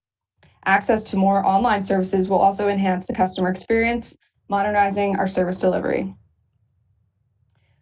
So what is the value to Common Council? The Service SJ model aligns with both Council's valued service delivery and fiscally responsible priorities. Service SJ will be a significant service improvement and digital transformation for the city, aligning with best practices across the country and North America. Our neighboring municipalities, Fredericton and Moncton, are moving towards this model, however, are not quite there yet. We will be competitive with large city centers who have this model in place to continue to attract and grow our population with easy access to municipal services. There will be enhanced transparency for citizens with the ability to communicate service levels and turnaround times. Automated dashboards and reporting capabilities include mapping service requests, questions, and concerns by ward area. With this model and corporate focus, there will be continued opportunity for enhanced service delivery and value realized for taxpayers' investment. Finally, where there is value for citizens and Common Council, there is value for employees doing the work. All value propositions are linked. Our goal is to grow the city, serve the city, become the community of choice. And if something is improved for the citizen, it impacts council and employees alike. We'll be using our resources wisely with the frontline Service SJ staff responding to general inquiries and questions, which will in turn allow technical skilled staff to do what they do best. Again, the utilization of standard scripting and information will allow seamless delivery. The staffing model will allow the pooling of resources and cross-training for these extremely important frontline positions. In addition, it allows for variety and flexibility with the contact center and front desk located on the ground floor of City Hall. The amount of data that will be collected with this model is significant. This information will help to support fact-based decision-making, effective management, and use of resources. Quality control processes will also be in place with regular coaching and training opportunities to continually improve service delivery. So why now? Simply put, the implementation of an integrated customer service center aligns with various projects, including the City Hall move, the new website project, and sustainability and restructuring initiatives. Long-term cost savings will be realized, but it requires action now. The required tools for success to implement this model include policies and procedures to ensure consistency with every employee when they're working with customers, training, which will not only include training for the Service SJ team, but for all employees to continue to reinforce the customer service culture we want to create. And finally, technology, which includes customer relationship management software and upgraded phone system. So what is CRM and why do we need it? CRM software, which is widely used in the public sector to track and manage customer sales and interactions, is now being used by municipalities across North America to track and help deliver non-emergency services to citizens. Seen as the backbone to 311 service delivery, it enables full circle communication, automation of workflows, and standardized knowledge base for frontline staff. The city's current ERP system does not allow for this functionality. We need this software because if we don't have it, it's like asking an accountant to manage a budget without an Excel spreadsheet. Sure, you could use a Word document, you could use an old ledger, but it's inefficient. It doesn't make sense. You're not going to have the formulas, you're not going to have the calculations that are in that spreadsheet, and trying to extract data from something like that, it's just simply inefficient. It makes things more difficult. So after a needs analysis was completed, the city issued a request for proposal on April 30th for CRM software and implementation, which closed on May 21st. A total of 13 proposals were submitted and interviews, demonstrations, and reference checks were completed for the shortlisted vendors. The recommended proponent and details on their solution will be provided at the August 4th council meeting. For the purposes of this evening's presentation, we simply just want to introduce the functionality and associated costs for the system. To help visualize some of the capabilities of how this software works, I wanted to walk you through a quick sample case of how a citizen request would flow through the system. It starts with a phone call, but this could also be a walk-in or someone using an online form that will integrate with the system. The citizen will be greeted by the frontline customer experience representative asking, "How can I help you?" The customer reports that a tree is down in Rockwood Park, and the customer experience rep searches through service requests in the system to find tree or fallen tree and pulls up the request form. Using scripted questions and prompts, the rep can confirm required information from the customer. This can also include pinpointing on a map the exact location of that fallen tree with the integration with our existing GIS system and on one easy-to-use interface and page. Once submitted, the representative can communicate expected service levels and turnaround times to the customer. For example, this tree will be cleaned up within 24 hours. In addition, if the citizen wishes to receive standardized pre-programmed updates, such as when the work is scheduled and complete, they can provide their email address. As the request progresses through the system and is routed through to the service areas, updates are emailed to the customer. In addition, workers in the field will have access to a simple, intuitive app for the use of on smartphones that will allow them to check off the work in the field when it's complete. As previously highlighted, features and functionality of the CRM software includes a simple, intuitive interface for the customer experience representative, including integrations with other systems like our GIS mapping, website, Microsoft Outlook, and more. The system will be integrated with the future selected ERP system. In addition, a worker mobile application will allow for the use of the system in the field. The ability to program reminders and built-in escalation if tasks are not complete within the defined time. Reminders can be escalated to supervisors and managers. Reporting, dashboards, and analytics are also built into the system with real-time reporting and measurement of performance. This data can also be easily shared on the city's website to be included in open data. And an index knowledge database to search content for frequently asked questions for frontline staff provides the right response at the front line. With respect to our current telephone system, in the event of snowstorms, pandemics, emergency situations, employees are not able to work from home and take phone calls from citizens. In addition, we also currently don't record calls for quality control or training purposes. For the replacement of our current system, we will be leveraging what we have to make it the most cost efficient, and our recommended solution and details will also be brought to council next month in August. The preliminary operating budget for Service SJ includes wages and benefits for 10 full-time employees. As previously mentioned, employees will be reallocated from existing service areas, which is included in the overall corporate restructuring plan. Goods and services will be offset by savings in various service areas or reallocated. The most significant cost included in this line item is the annual licensing cost for the CRM software. The total operating budget for Service SJ is anticipated to be approximately $942,000, with all costs being offset. To provide an idea of the various reinvestments being made to facilitate the implementation of Service SJ, the following breakout costs have been provided for the Finance Committee's information. The most significant cost is the one-time implementation of the CRM system at $480,000. This will be paid using the approved capital budget allocated for the Enterprise Resource Planning ERP system, and typically an ERP would have this functionality built in. Therefore, we're simply just pulling this cost forward accordingly in advance of the procurement of our new ERP. The annual licensing costs at approximately $140,000 will be offset by savings in fleet management. The one-time implementation cost of a new phone system at $6,000 is also offset by savings, and annual telephone costs will simply be moved from the old system to the new. To note a small correction, the $1,475 last line item should be monthly. It read annually in the packet that was provided. So a quick update on project progress. Since launch of the project in February, we have completed a significant amount of work to date in a short period of time. The project began with a detailed review of our current customer service status. Best practices research was conducted, and tours of municipal spaces and Service New Brunswick were completed pre-pandemic. With the help of various service areas across the organization and a working team, we have already begun to collect data that will be utilized in the CRM software, and we have worked through process flows for the new front desk.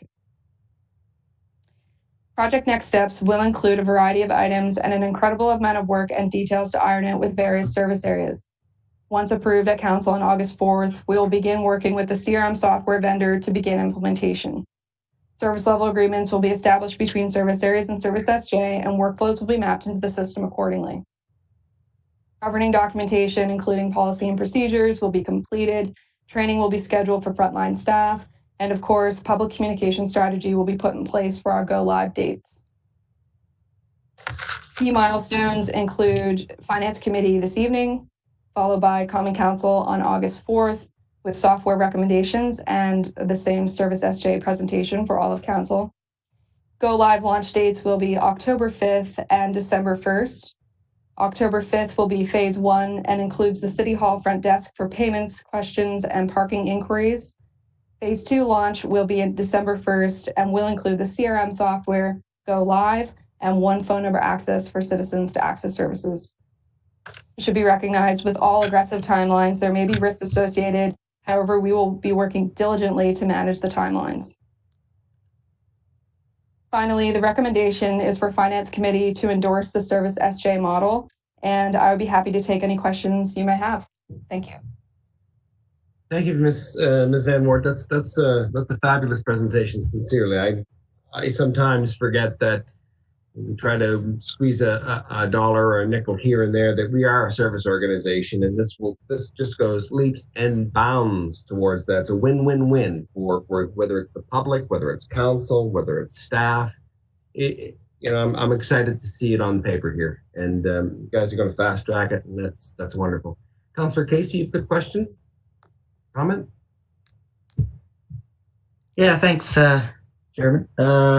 Yeah, like you said, yeah, big step forward, I think. Certainly the full circle communication is going to be very helpful to, councillors and citizens alike. It's going to be, I think it's going to be helpful for everybody. Just had a question.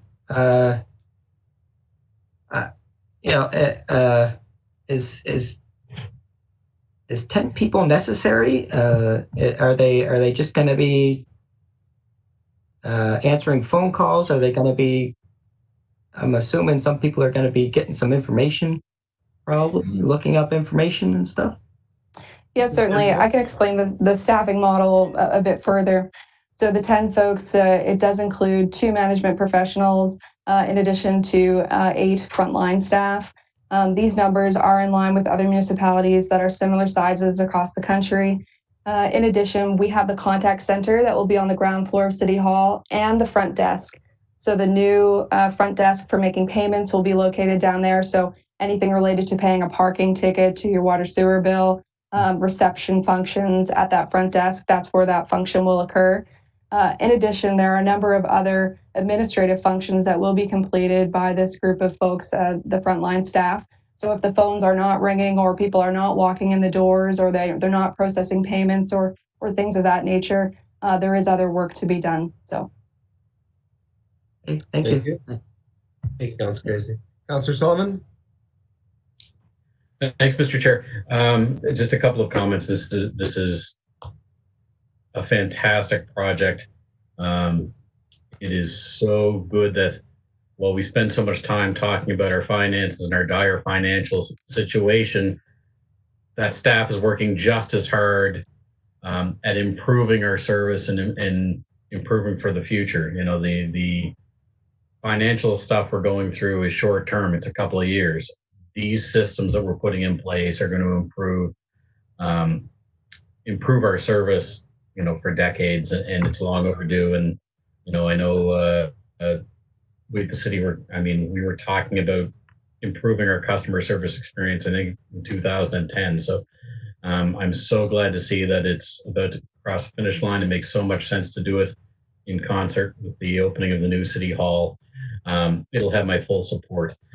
Also, and unfortunately, I will have to drop off the call shortly. But having done my homework just in advance of the strategic plan at the end, I would echo the same comments I just made. I'm so glad to see the staff's moving ahead. It also has my full support. Thanks, Mr. Chair. You're welcome, sir. Thank you, Gary. Mayor Don? Thank you. Thank you, Mr. Chairman. Thank you, Ms. Van Wert. I can't see you very well. Your camera's got you all white balanced out there. But look, echo all the comments. I mean, I'm incredibly passionate about this customer service piece. Really want to thank you. I know you've really tackled this project and wrestled this beast to the ground to understand where we are, but not only where we are, but how we're going to move forward in a very proactive and positive way. So thank you, thank you, thank you. I do have a couple of questions I just want to register with you. One is, can you help? And I think I know the answer, but more so to the tens of thousands of people watching on YouTube and to our media friends tonight, how will this new model and the technology serve residents from the tech savvy phone in the hand to I want to write you a letter, but I still want my issue resolved? Can you just speak to how it's going to serve the full gamut of our citizenry? Certainly, and I believe that was addressed too in the presentation with having the access to be online. So if you're using your phone, you can easily access what will be our new and improved website with a customer service focus. You can access services there. If you want to write in a letter, similarly, that would come through to this team. They would have it processed. They would put it into this electronic system, but that would ensure too that it's being tracked and that responses will be followed up with accordingly. Similarly, with the software, preferences for if folks want a follow-up call or if they want to receive an email update, there's options to put that in there. So it's not needing to remember that a citizen that you're speaking with wants a phone call. It's automated. There's a reminder there. It's built in. So I think that kind of addresses the functionality for citizens across the board and how they want to access this and how it will improve access for everyone, regardless of what your method of communication, preferred communication is. So. Okay, thanks. I mean, I think that was clear to me, but it's just nice to hear you articulate it because you did such a great job of speaking to our citizens and that everyone will be represented. Can you give us some examples of in your preferred vendor that we're going to hear more about, and perhaps this is for August 4th, and I'm okay to wait as well. So some examples of some of the other communities that are using the same vendor that you think you're going to recommend? I think I'd like to save that information for the 4th. Okay. Because it would easily identify who the vendor is. Oh, no problem. Okay, sorry, thanks. We'll wait on that, yeah. So then just two last comments. Would you consider, in consultation with the city manager, could we have a short demonstration of the capacity of the tool on August the 4th? That could certainly be considered. We would need to reach out to the vendor and in accordance with procurement processes as well to ensure that we can have that functionality there. So I would need to check with our procurement policy to see if we would be able to do that for council. So okay. Your worship, if I may, I think it's a brilliant idea to give a demonstration so people can wrap their heads around what we're talking about. I don't think it can be done on the same night that you're awarding the contract. So okay. we could take it and do it on a subsequent council meeting in order to give that visual effect and a better understanding of what this delivers. And certainly there will be all sorts of information sessions as we move through this process to educate the public, educate our own staff on how this is going to unfold. And just while I have the microphone, this is such a monumental step forward. Gone will be who do I talk to, because it will be clear it's one place. Gone will be all the issues we have with follow-up, and gone will be the issues of lack of consistency in response. Just those three things alone make this entire project worthwhile, despite, and pile on top of that our absolute desire to continue to improve in customer service.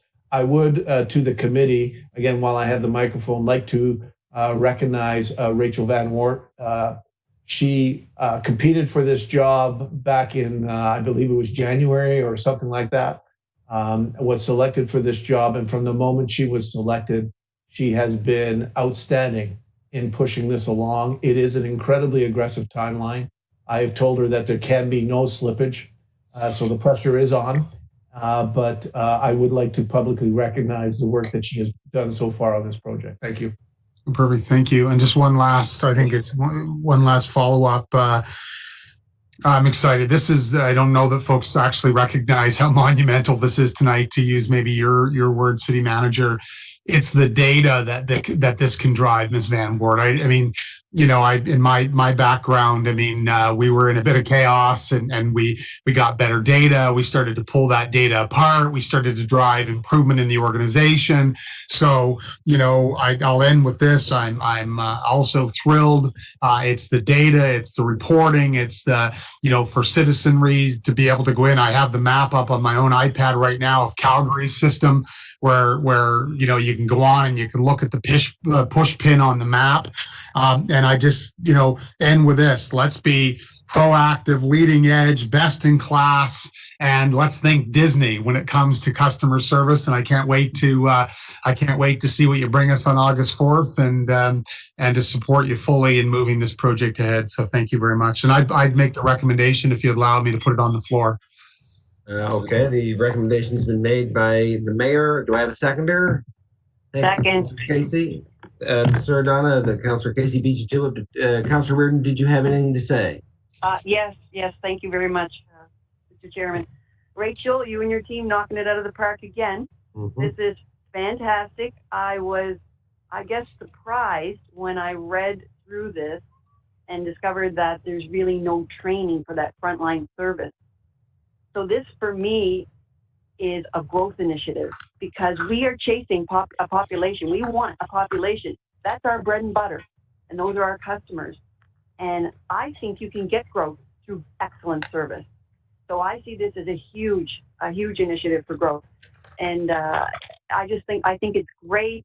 I think, you know, it's the consistency that it's going to bring, et cetera. Everybody's mentioned all the great things about it, but this is something that over my 8 years at council, I've noticed this quagmire of, you know, I get emails because people will say, you know, I've called here, I've emailed there, I've done this and that, and things get lost. They get dropped off because we don't have a system that can track what's coming in and what's coming out, collecting that data for us. So it's fantastic. Want to say thanks to you and your team. It's got my full support as well. Thanks again. Thank you, Councillor Reardon. I echo that as well. I was surprised at some of the things I saw and you know, the presentation sheets here, you know, the turnaround and no training, but I am echo the mayor. I'm excited to see this coming. We are a service organization, so this is fantastic work. Thank you so much, Ms. Van Woert. With that, I'm going to call the question, please. All those in favor? And opposed? The mayor's got two hands up. And we'll put Councillor Sullivan as in favor with that as well. Thank you so much, folks. Thank you. The last item of the evening is the stat plan, and I believe Ian Fogan's going to walk us through that. Ian, you there? Thank you. Yes, thank you, Chairman. Good evening to you and the committee. I don't know if mine is as exciting, but I'll do my best. I'm going to share my screen here.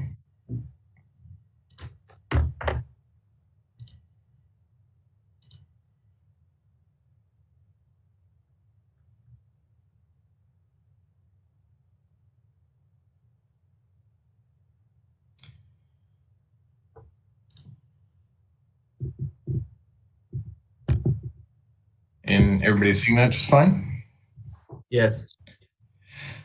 Okay, so this is an update on our strategic planning process. We have some recommendations at the end of this, but I just want to walk committee through a little bit.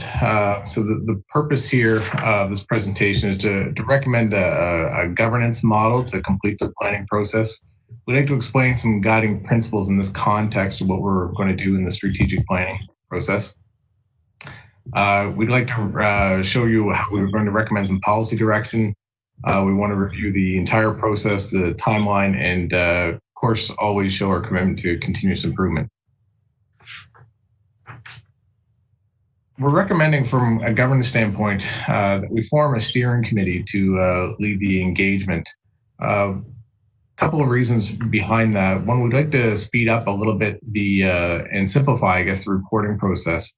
So we're recommending that Finance Committee appoint one member, that Growth Committee appoint one member, Council select one member, and that we seek 3 additional members through nominating committee from the public to lead this steering committee and report directly to Council on this planning process. Also, the working group is really staff who will be doing the work around research and facilitation and documentation. Just to review the scope of the steering committee that we're proposing is to review the output of the working group, which again is staff, give guidance and direction, approve the guiding principles that will be developed, recommend a strategic planning policy to Council, review public engagement that is done, and recommend a completed plan to Council. So when we say guiding principles, we just wanted to give you an idea of what we're talking about here. So we're recommending that the working group develop these guiding principles for the steering committee to recommend. Guiding principles usually are a broad philosophy that encompass your beliefs, values, and guide an organization through its life in all circumstances. Irrespective of change in its goals, strategies, or type of work. They create a company culture where everyone understands what's important. And I just included some examples here, but I'm not going to go over those. You can read those, but really they will be developed by and endorsed by your steering committee if supported. So we're also recommending that your working group develop a policy for steering committee to recommend to Council. Our proposals, the Council policy would contain portions on governance of your strategic plan, the alignment with your long-term financial plan, the alignment of your agency boards and commissions, a process to report alignment to strategic plan, a process to change or deviate from the strategic plan, and approval process of the strategic plan itself.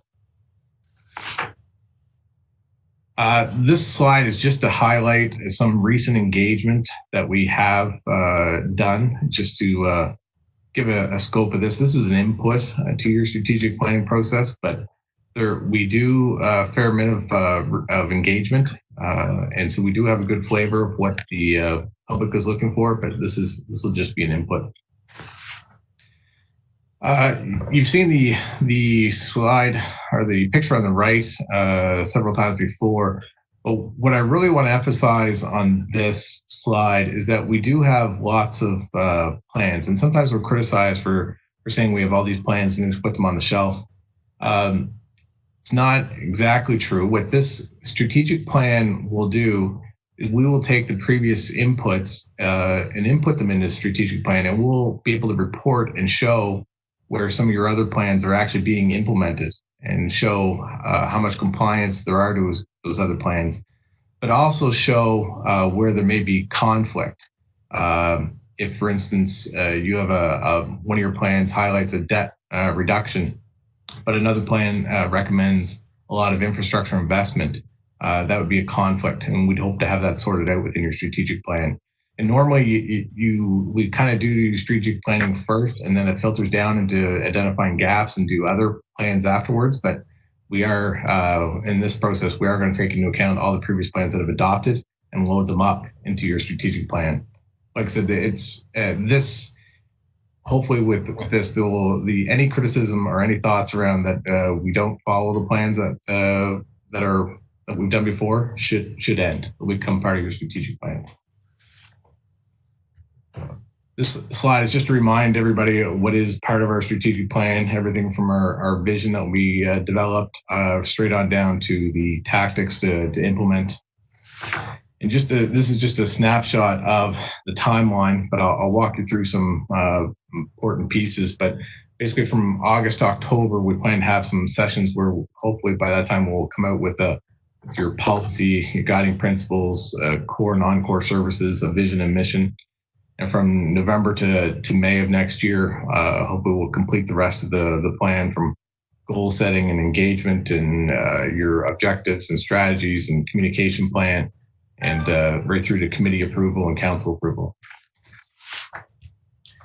just to give you an example of what is coming up shortly for this proposed steering committee, is we're going to be presenting, I guess, to the steering committee themes of existing plans, themes of consultation we've conducted.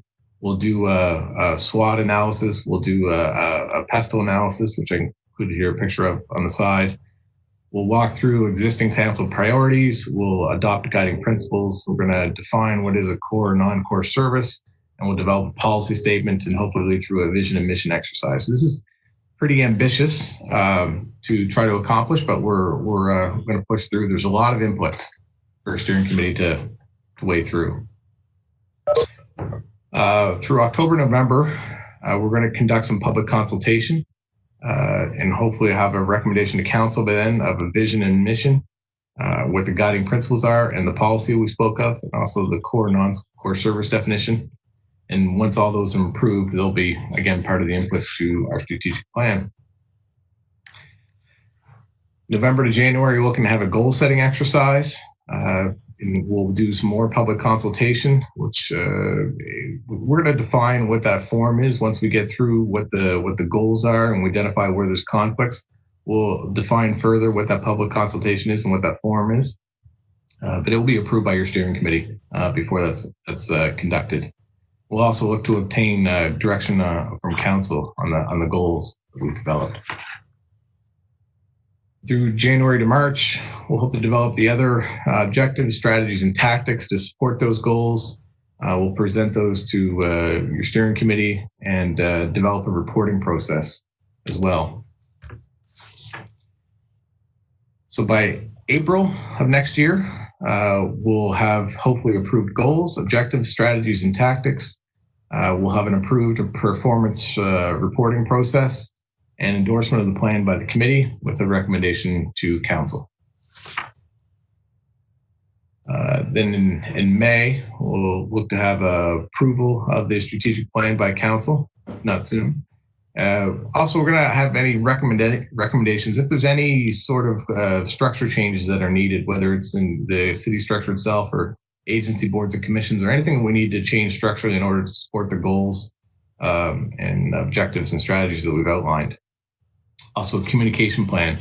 We need to communicate this both internally and externally. It only works if both we have internal and external alignment. Your employees need to be aligned with what the community wants and vice versa. This slide you've seen before. I'm not going to speak to it much other than the reason why we'll continue to show this, I think, throughout our strategic planning process. We are striving to have a culture of continuous improvement. So the important pieces of continuous improvement are, analyzing, measuring, and adjusting. And because we may adjust every year, it doesn't mean we've done something wrong. It just means that we're becoming more right. How's that for a term? But it's important that we show we do have this culture of continuous improvement. And with that, our recommendation for committee tonight is to endorse the proposed governance model with the structure of a steering committee, the proposed scope of the steering committee, and the proposed project timeline for completion of the strategic plan by May 2021. And with that, I'll end. Thank you, Mr. Fogan. Sincerely, another great presentation. Before we go any further, City Manager, you have something? Your Worship, it's Mr. Chair and members of the committee. Just a point, it is not lost on us that somewhere in this process there will be a municipal election, and therefore we'll adjust the timelines accordingly. As we have previously discussed, our intent is to get this current council to endorse the plan and then take the plan to the new council for review, any refinement they would want, etc. That could be the document that they use moving forward for their term, in addition to council priorities, etc. So although Mr. Fogan was singular in his approval process, as we get further down the road, at some point we're into almost, if you will, a double approval process. Endorsement from the current council, but certainly endorsement by the next council post the municipal election, whenever that happens to be. City Manager, I understand that. I think the rest of the council understands that. It's just that we've started the process here, long-term financial plan, that any successful organization would already have on the books, and it's exciting as well.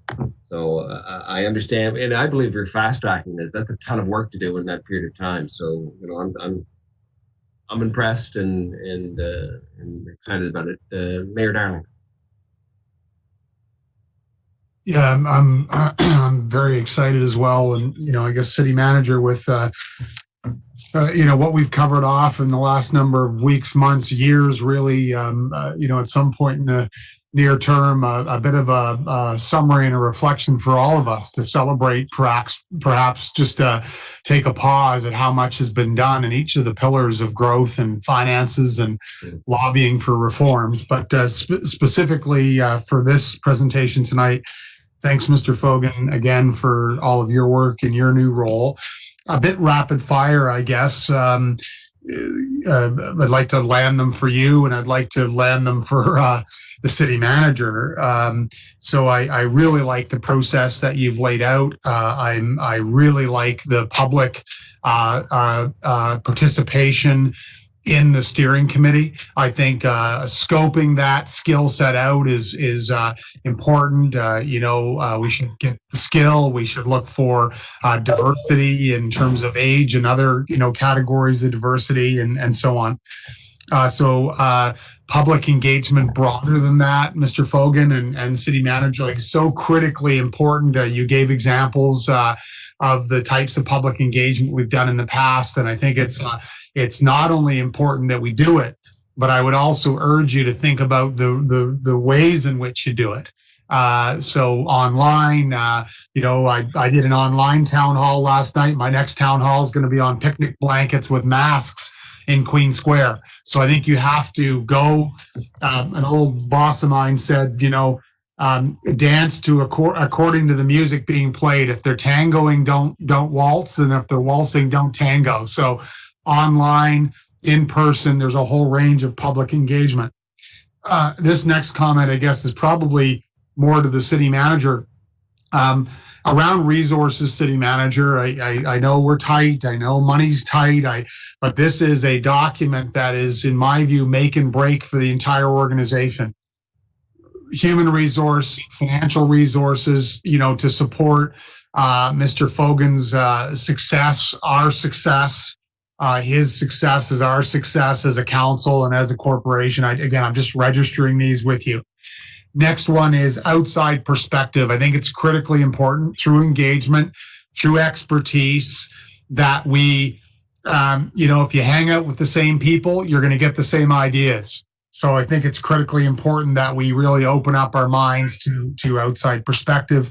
And then for me, one of the outcomes I'm going to look for is, number one, the fundamentals with strategy and objectives and execution and all that, but really performance. I'm going to want to see that we're going to have scorecards and measures of what success look like that city manager can translate, quite frankly, to you and to your senior leadership team. So there's a balanced scorecard on all the elements of what success looks like, so that we know whether folks were performing or not performing as a council and as a corporation. Two last ones. One is the plan will be hard. In my experience, the implementation is even harder. So that'll be critical to see, do we have the grind and the corporate discipline to say we are going to report on this strategic plan quarterly? We're going to report on this strategic plan annually. We're going to have a dashboard. I just leave that with you. And again, the communication and strategic, I'm going to look for how will the strategic plan address the need to communicate strategically with the community in an authentic way, what we do well, own what we don't do as well, and but just really enhance and tie together all aspects of growth, as Councillor Reardon talked about, financial performance, and all the other pieces of the puzzle. So, and the last one I had, city manager, was could we move that approval ahead a little bit to March? I felt strongly that this council should approve it, but I could see how the next council should certainly have its eyes on it. But I'm absorbing what you said, but I had written my note approve in March because I think we'll be into full election season. Some would argue we're already in it, but in March, April next year it'll be full election season. But look, I'm so excited by the corporate initiative, city manager, you're driving with your amazing team. The public, the community, I don't know how to communicate this, but they should be thrilled with the work. It's not easy. We're not there yet, but boy, are we heading in the right direction. Thank you. Thank you, Mr. Darling, Mayor Darling. Councillor Reardon, you're... Yes, I'd love to make a comment. Thank you, Mr. Chairman. I think it's fantastic. Ian, will you be the lead on this going forward until we set up the steering committee, or how and then will you be still part of that from another level, or how's that going to work? Yeah, as long as my city manager allows me to lead this process, I certainly will be glad to lead it, yes. Excellent, excellent.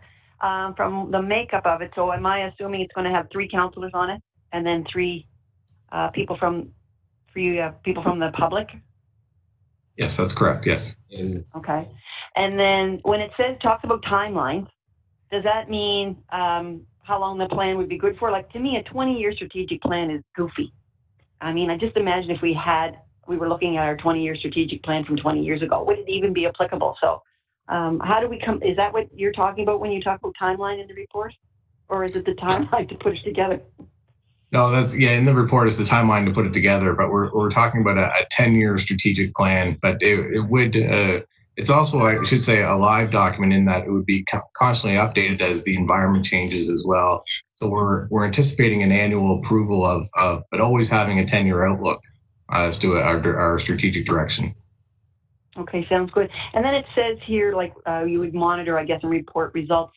So I'm assuming our results or goals or whatever will be measurable, and then we need some sort of an accountability component in there. Because as I've said before, nominating, like, all committees, ABCs, everything are only as great as the people that you put on them to a certain extent. I mean, you need a skill set to drive to an end goal that you're going. And if you don't have that skill set, then, it's a failure really to the people that you put on that committee, and also to where you're trying to go, because you can't put people on committees that don't have the skill sets to drive to you the goals that you want.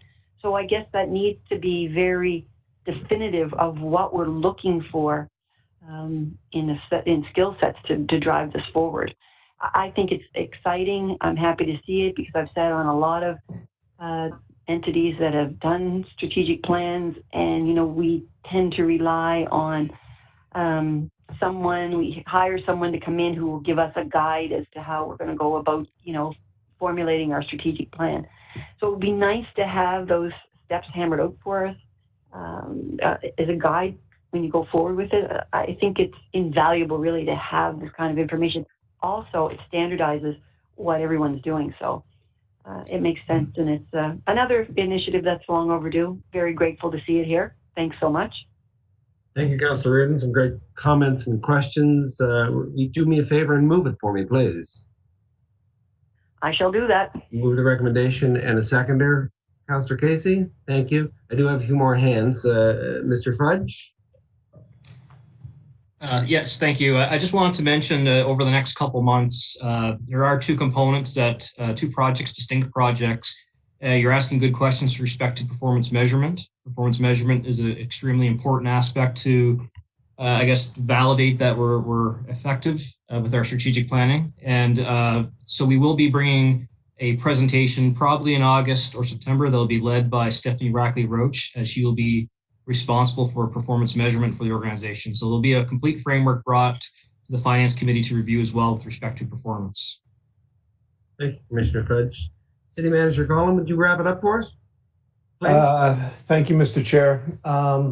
These are certainly exciting times, and we are finally starting to get to some of the things that we've been talking about for quite some time. I don't want to be I don't want to throw any water on the tremendous fire that we're creating here, but just a word of caution to committee and by extension to council. I was just quickly jotting down all of the major undertakings that the staff working with council are going to take a look at this fall leading up to the Christmas period. We have, first of all of the monumental work we have to do on the regional economic development framework and getting that right before the 1st of January. We have the integrated customer service center, and it's not just creating the center, it's changing the culture and the mindset within the entire organization. We have the move to the new city hall. We have this strategic plan that has just been discussed. We have an entirely brand new performance measurement framework and continuous improvement cultural shift that Mr. Fudge just identified to you.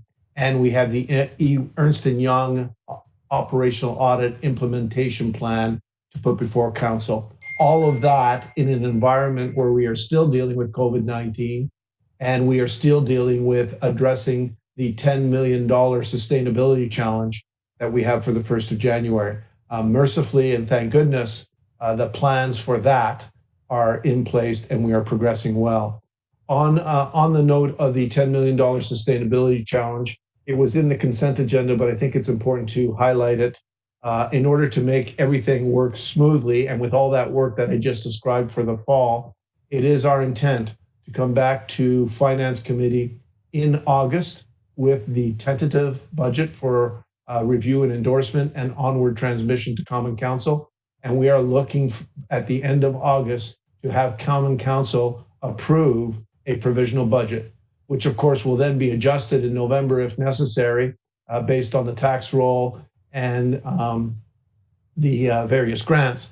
But that is another piece that is working, that we are doing work on right now. All that to say, and I recognized some individuals earlier on in this presentation, but Mr. Chair, your worship, members of the committee, if your staff ever deserved a raise, they deserve it now. Obviously, that's not possible, but I would like to thank the entire staff for the monumental undertakings that they are taking a look at this time. Thank you. Thank you, City Manager. And with that, I will thank everyone as well, sincerely. This has been an excellent meeting. I'm going to call for the vote on this particular item. All those in favor? And aye. Thank you, Don. And those opposed, we'll also put Councillor Gary in the affirmative on this. Thank you, folks. Great meeting. Sincerely, a great meeting. Enjoy the rest of your evening. Good night. Good night.